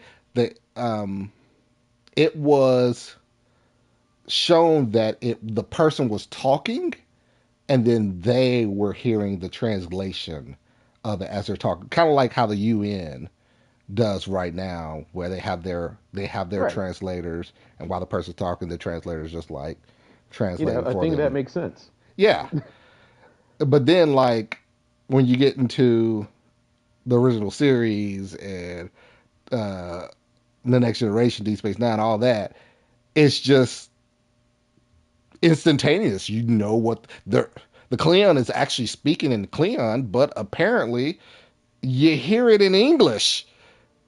This is Yeah, what? or as they're saying it, as they're and saying not it, even that, it's just very fast. Where like because if even if it was just very fast, they would need to at least say something first to get it going. So Yeah, so the computer or the universal translator already knows that, oh, you're about to speak in Klingon. Or even that, not even that. Let me even go one step further and just the Oh, multiple what if a Klingon was languages about to that's on speak another Earth. language? Yeah.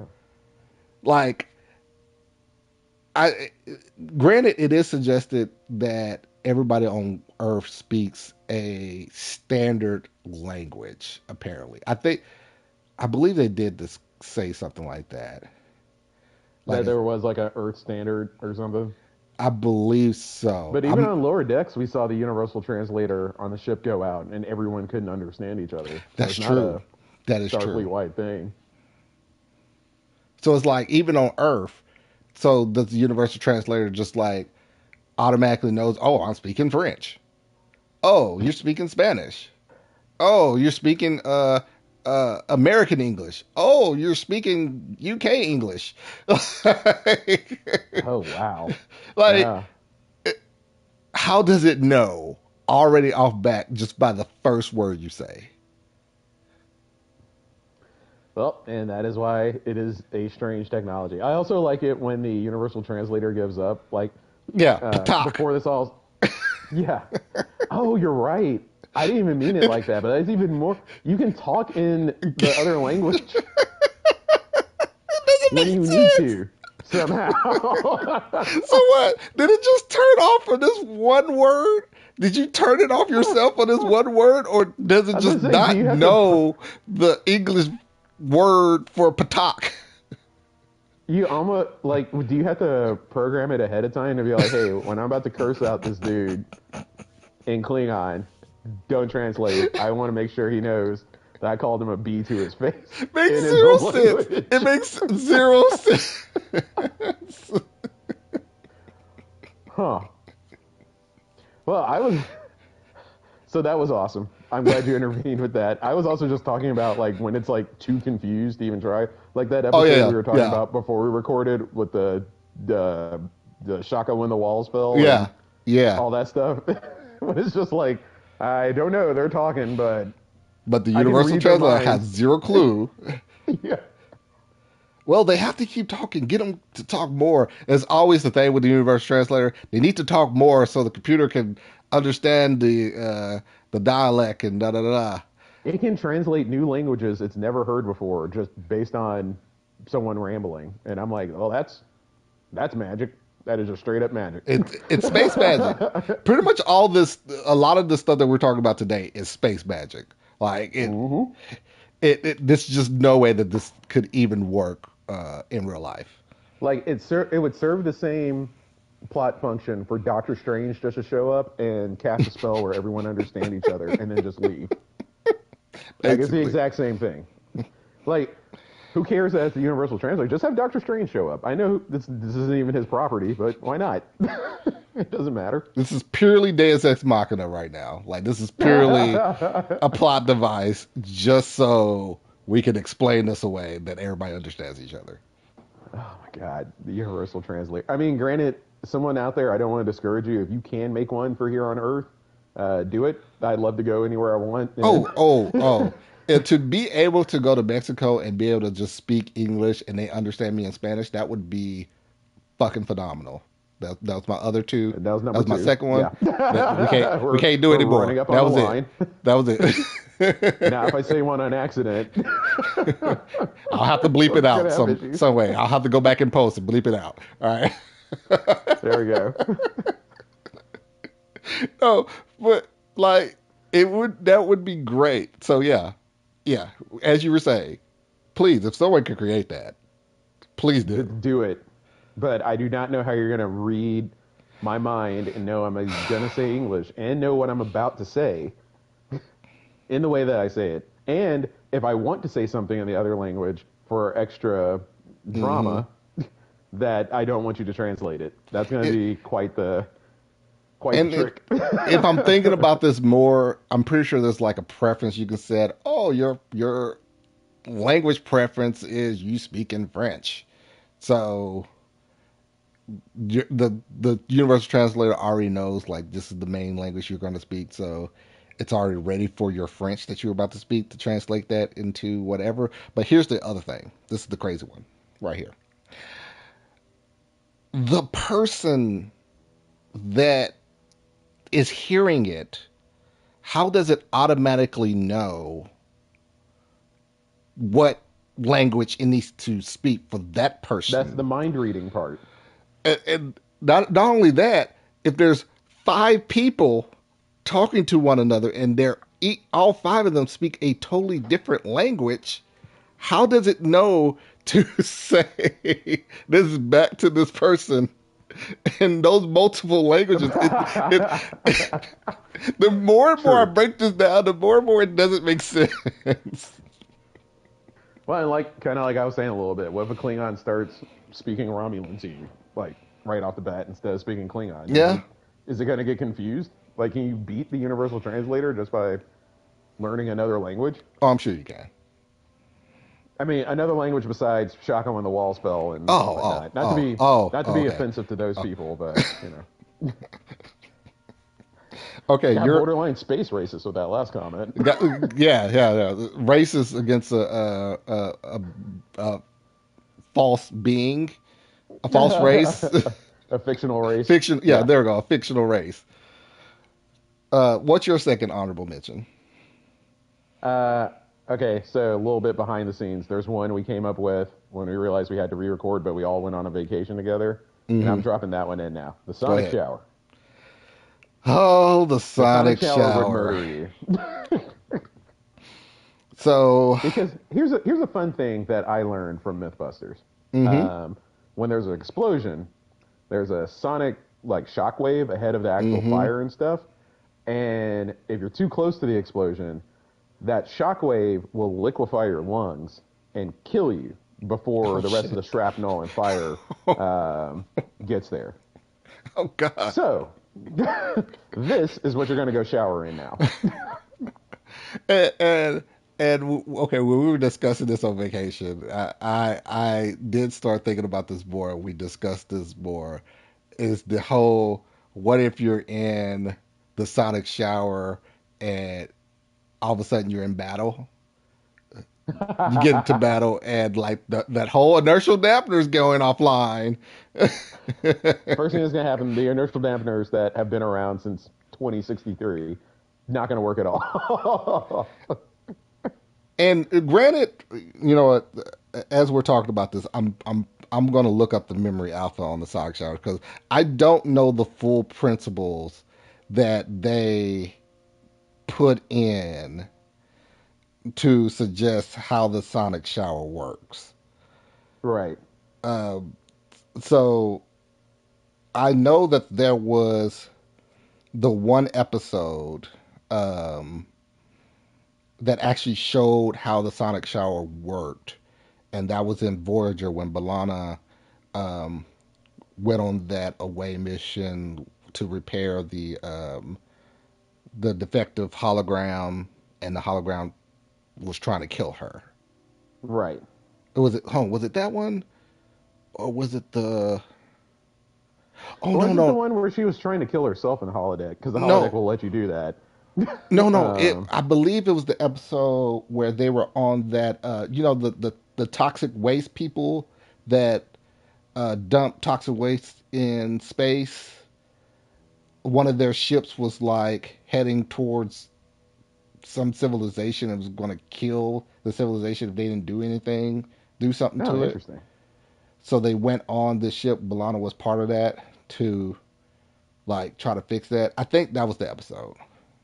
Okay. And then at the very end, they showed her like taking a shower, taking a sonic shower. And they showed how it pretty much just like the sonic just like wrapped around her and was just like taking off the dirt that was on her body. Still don't know how this works. Now we're talking about it. That seems way worse than a water shower. Like, maybe I'm just not being progressively thinking enough, but like, there's something very satisfying, not to get Uh huh. too personal here on the internet, of just like having the water wash over you and take the dirt away, and it like kind of relaxes you, and the steam rises up, right? Like Mm-hmm. that's part of the human experience. I don't know if like walking into like the Bose sound room like does the same thing, right? Sonic Shower, brought to you in part by Bose, By Bose. or Beats Hey, by these ones Dr. got Dre. Beats by Dre. Now I don't want one for sure. I want one of the old school Enterprise regular shower. I'll go. You know what? I'm gonna go to the holodeck and tell it to make me a shower, and that's where I'll be. Okay, so the Memory Alpha says the sonic shower was a technology that used sonic pulse vibrations to remove dirt and grime, contaminants, and possibly dead skin from a humanoid body. Uh, Sonic showers have been in use aboard Federation starships at least as early as 2250s. Uh, 2250. Wait, that can't be right. Or is that right? What was Enterprise? Because Enterprise had real showers. I mean, Google uh, this. the, so the 2250, that was 23rd century. Oh, So yeah. they're saying like That's closer to Kirk's time. Kirk, Yeah. Strange New Worlds, all that. Okay.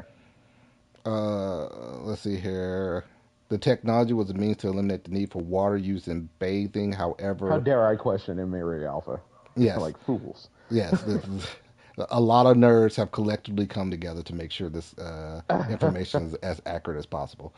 Uh, the technology was a means to eliminate the need for water used in bathing. However, various Starfleet vessels are still equipped with conventional water dispensing hygiene applications such as a shower or bathtub, um, which we saw that in Voyager.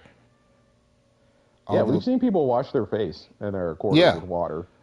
yeah, they had that crazy sink when it pushed back, the water was coming out, like, which Right. I which to me, now that I'm thinking about it, like, why was that a way to dispense the water? In Anywho, Yeah. Yeah. Another episode. although the technology was generally considered very effective, it did have limits on certain applications. In 2380, Commander Ta'ana, a a Cassian, noted that it was very difficult for sonic showers to remove cheese from fur. Oh, that I lower don't remember decks? that at Yeah, all. that's a lower decks. Okay.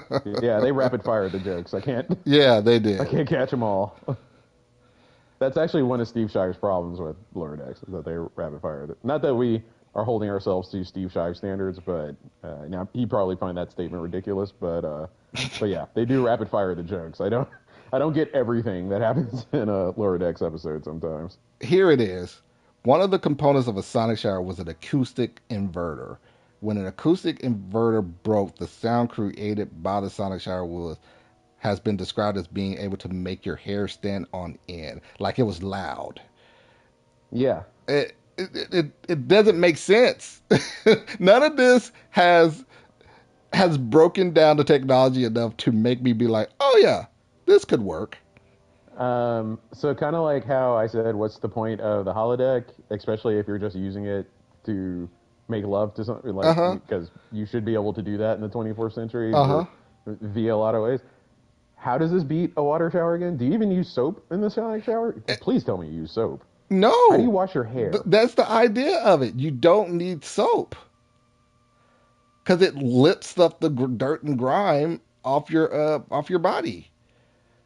But here, this goes back to the whole thing. So if a replicator exists, the whole you would think like, what would be the purpose of, why wouldn't you have water? Why wouldn't you have water to, because it could go down the Indeed. drain, be recycled instantly, and then pushed back into the replicator where you can create more water for it to clean you. 100%. So it just seems like another piece of technology that is just there to drain your reserves. Like it. I don't understand. I don't understand. Make it make sense. Yeah, and uh, I'm a bit of a germaphobe, and I'm just kind of like, I just don't see how you get clean. I don't see how you feel clean Now after a that you sonic shower. like say that, you might be right. Like, how does this Like get there's all the dirt and grime? Excuse me, all the dirt and grime off of you? yeah, and sweat and dandruff and like we're humans. We get kind of gross if you don't Yeah. if you don't cleanse yourself. And not all of it can come off with sound. That's kind of where I'm getting at. So okay, I'm with you on that one. I'm definitely with you on that. The sonic shower, most definitely one of those technologies. Like what? What? Yep. Yep. Um, my And last one, I only have one more too. So my last honorable mention, and I have to do this to my boy. Jordy's visor makes absolutely no sense. It in the context of Star Trek, his visor makes no sense because in the very first episode, they're like, "Oh, we have better stuff you can use," and he's like, forget that, fam." yeah, yeah. This visor gives him headaches all the time. All the time. He is Painful literally headaches, not every like time there's a a Geordie episode, it's always showing him in sick bay talking to Dr. Crusher or Pulaski from season 2 that, hey, this is my normal routine checkup. I guess it's weekly or something, where I just make sure that these headaches are lessened. What? We and can then go ahead. well, I don't. I think you pointed this out last time, but like, and then we got to see what he saw, and I'm like, there's no advantage None. to living life like this. None. And even Picard was like, when he was looking at it, like, how, how, what is that red blob there? Oh, that's Commander Riker. How the frick do you know that that's Commander Riker? Exactly. What? The the one time we all got to see what he saw, we were like, I was like, I don't understand how he sees any. How is this allowed? No, you have to get the better How? technology because if you're his boss, which Captain Picard is, Yes. at that point, you have to be like, this guy flies the ship right now. And I was just about to This is a say, I total was risk. just about to say that at one point in time, he was flying the ship. And his world looked like that. I'm like, how do you even see the buttons? Are you just guessing or do you know where they're at? And I'm like, okay, him being the engineer, the chief engineer, like that made more sense to me because then, like, his visor can see things on different spectrums. Like, if he's trying to diagnose something, like he can switch the channel to something else. Like, oh, I can see this particular spectrum, so I can see that that thing is broken or whatnot. Like, okay, that part, but he was a pilot. He was Yeah, flying the ship. That made yeah. zero sense to me. Zero. Constant headaches, can't really see anything. And then when he later gets like the upgraded stuff, it's like he can see better with it because Yes. we see through his eyes once. Where then I'm And like, yeah, this is a lot better, and he can still do the whole like spectrum shifts and things like yeah, that. And I'm in like, Star Trek First Contact, yeah, like he could see like purely like eyes are supposed to like originally see, but then he can switch to what he saw with his visor, and it didn't give him headaches. yeah, What? yeah. And I think LeVar Burton, if I'm not mistaken, was actually the one that kind of like Mm-hmm. stopped using the Mm-hmm. visor because they went to the movies Yeah. or like I think it was First Contact. He was like, you know what, I'm an older actor now, and I don't have to deal with this. And honestly, Yes. he didn't have to deal with it back then because he had been Kunta Kinte in the Roots. He was a bigger star than like almost everyone on that show. He was just younger. That is true. So how he ever got talked into that visor, I would like to know the story because I'm like, this thing that doesn't make sense in world wouldn't exist in the real world, and the one time we got to see through it makes it clear that you're still heavily visually impaired when you use it is beyond me. Yeah, I agree with that honorable mention. So yeah, Jordy's visor makes absolutely no sense. So I have the hyperspray, the universal translator, and Jordy's visor as my honorable mentions. What is your third one, Patrick?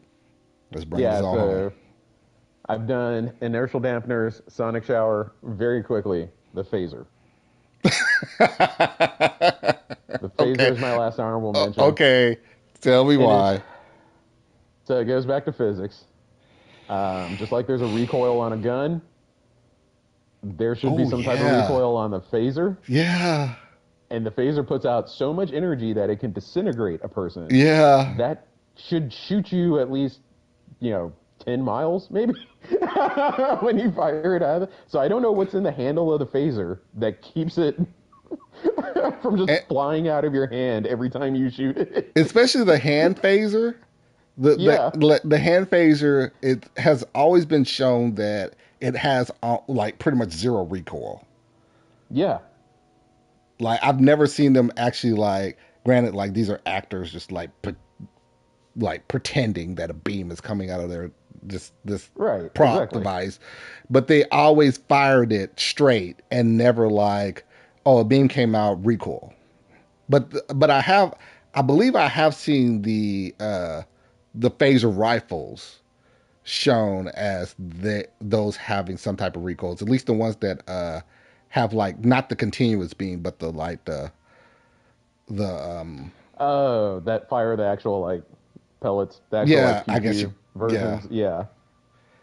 Well, but still, it's enough to disintegrate a person. So that's a lot of energy. That's a crap ton Um, of energy.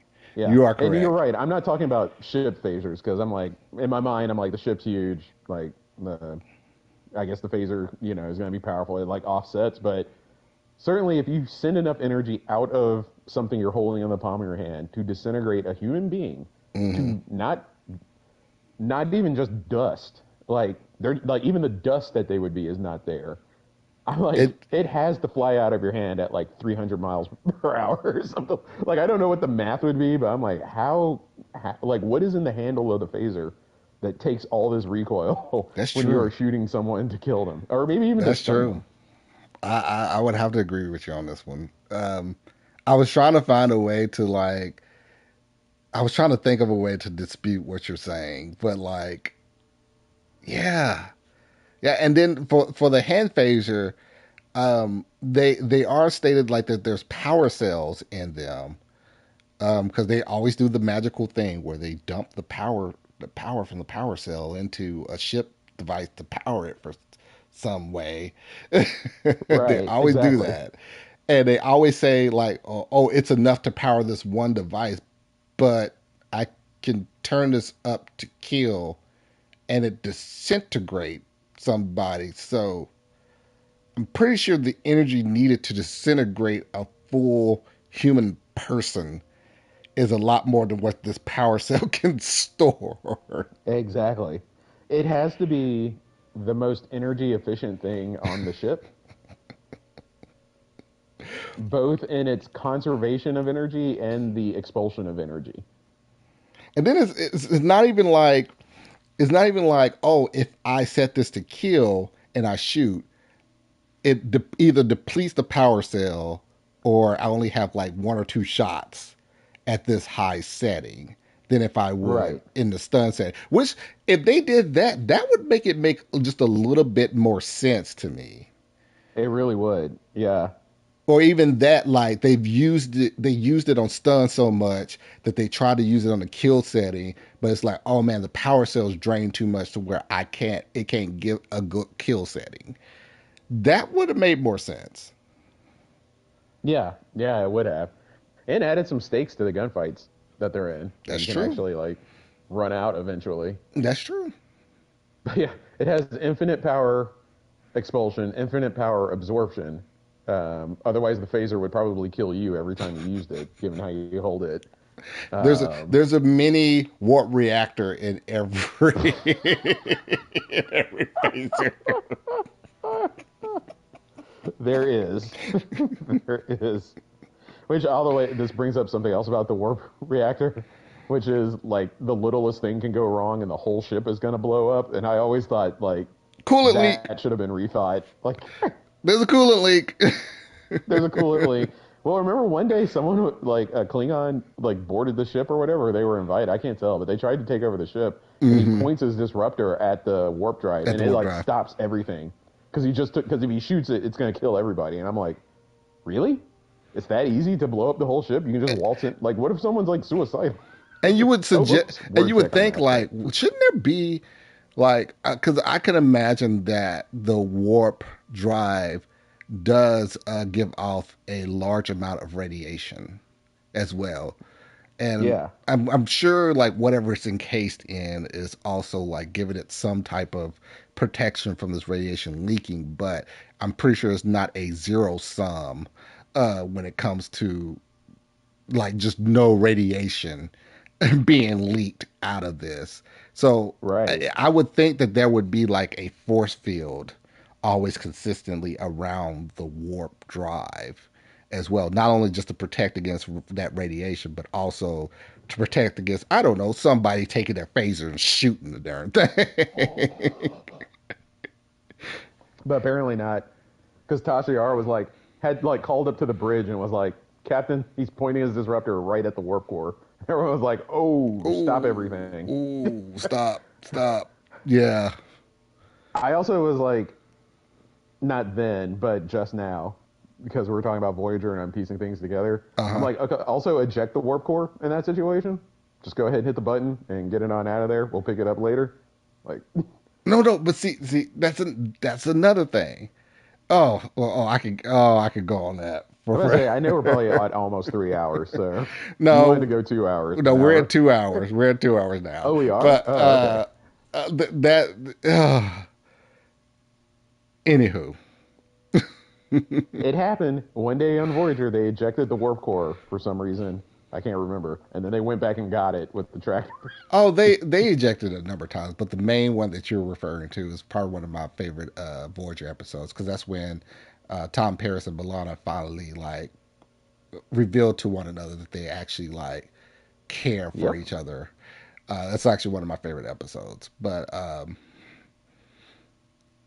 every time the warp cores are ejected, like some type of like for Voyager, everybody had to be out of engineering in order for it to be ejected because the idea is once it's ejected, like everybody can get sucked out into the vacuum of space.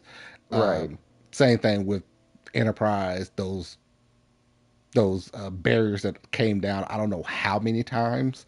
I think I think I'm gonna count that the next time I Wait, the barriers rewatch. that came down? The not the the doors in engineering. On the next generation. I thought all Yeah, the way the next back to generation. Enterprise. Yeah, Enterprise. Yeah. not original. Yeah, the next generation. The one that like Jordy What always was that door supposed to do? they always it was supposed to be the door that comes down that protects the rest of the ship for if there's like a massive coolant leak or if they're about to eject a warp core or any of that. Because there Yeah. the way that engineering was set up, there wasn't like a door out of Okay. engineering, which I think should be a design flaw now that I'm thinking about it. I can't remember the Star Trek podcast I was listening to. It was this whole network of Trek podcasts. I hate that, but I haven't listened to it in years. Uh-huh. They always made fun of the fact that Geordi barrel rolled under the door All the as it was time. coming down. All Yeah, the time. It was like he was the last one out and barrel rolled under it. I was LeVar like, okay. Burton, it's almost like LeVar Burton was just like, I feel like that this is what Jordy does every time these doors come down. He's getting everybody out. Come on, everybody out, out, and then barrel. It would be funny if one time like everyone got out really fast while the door was still like mostly up and he just waited to barrel under it. They're like, come on, what are you waiting for? He's like, wait, and barrel roll. This is my signature. This is Captain. This is like Commander Riker. His leg going over the chair every time he sits. Like this is Jordy's thing. Barrel roll underneath this blast door. Yeah, yeah.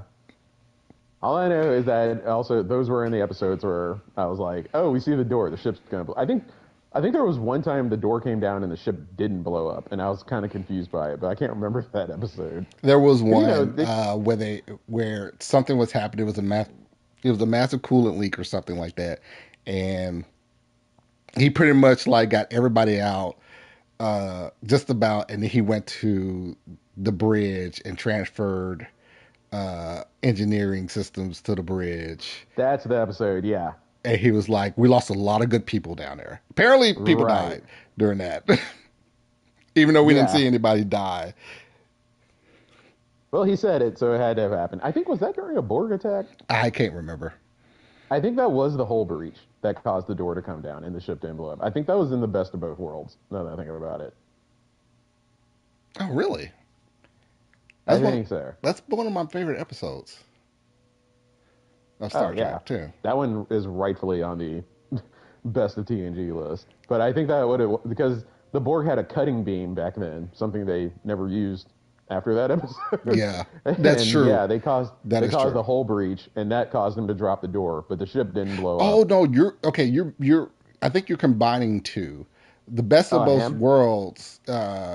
End of season three, going into season four. Uh, best of both worlds, part one and two. The episode I think you're referring to is the first episode when they came in contact with the board. Board when Q Oh, I am combining two. You are when right. Q pushed him far out into close to the Delta Quadrant. I think it was the Gamma Quadrant, like close to the Delta Quadrant, where Yeah, they it was going to take them like a year to get back, so not a year, it was Janeway would have multiple called them a years. B to their face. No, it was only going to take like I think it It was was going to take only a like a year year, and a half. Yeah. so it wasn't fully the Delta Quadrant then. No, no, no. But yeah, so thank you all for joining us, listening to this podcast. We plan on having more of these, just being able to point out certain strange things in Star Trek. We wanted to start off with this technology episode. We got a number of episodes that we've just been brainstorming, and we plan on hopefully doing this every Thursday. This is a Sunday that we're doing this particular one, only because this is the only time that we could come together to redo this first episode. But we're Right. focusing on doing this every Thursday, with a new topic to discuss something strange. And then we're going to have, like I said, our friend Kumla, who is going to be pretty much a judge for certain episodes as well. So, I will add a quick caveat that maybe not this Thursday because that's the day I'm traveling up to to yeah, come see you. I, So I, I was might going to be talk to you about that. yeah.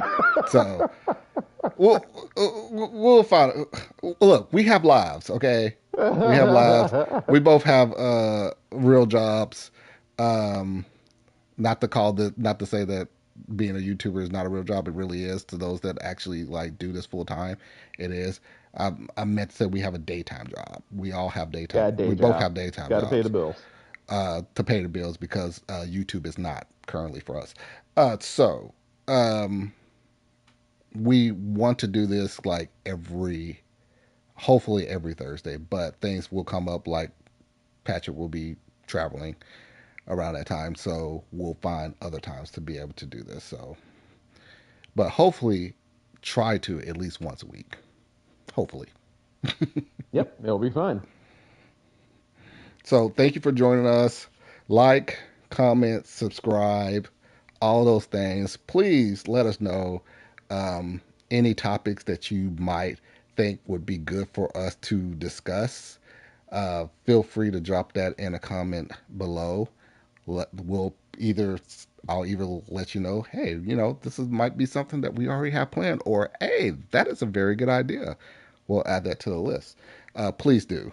And like I said at the beginning of this, I'm your boy, the Unpopular Black Gamer, aka Dante, with my boy Patrick. Thank you for joining Adios, us. everybody. Have a great day.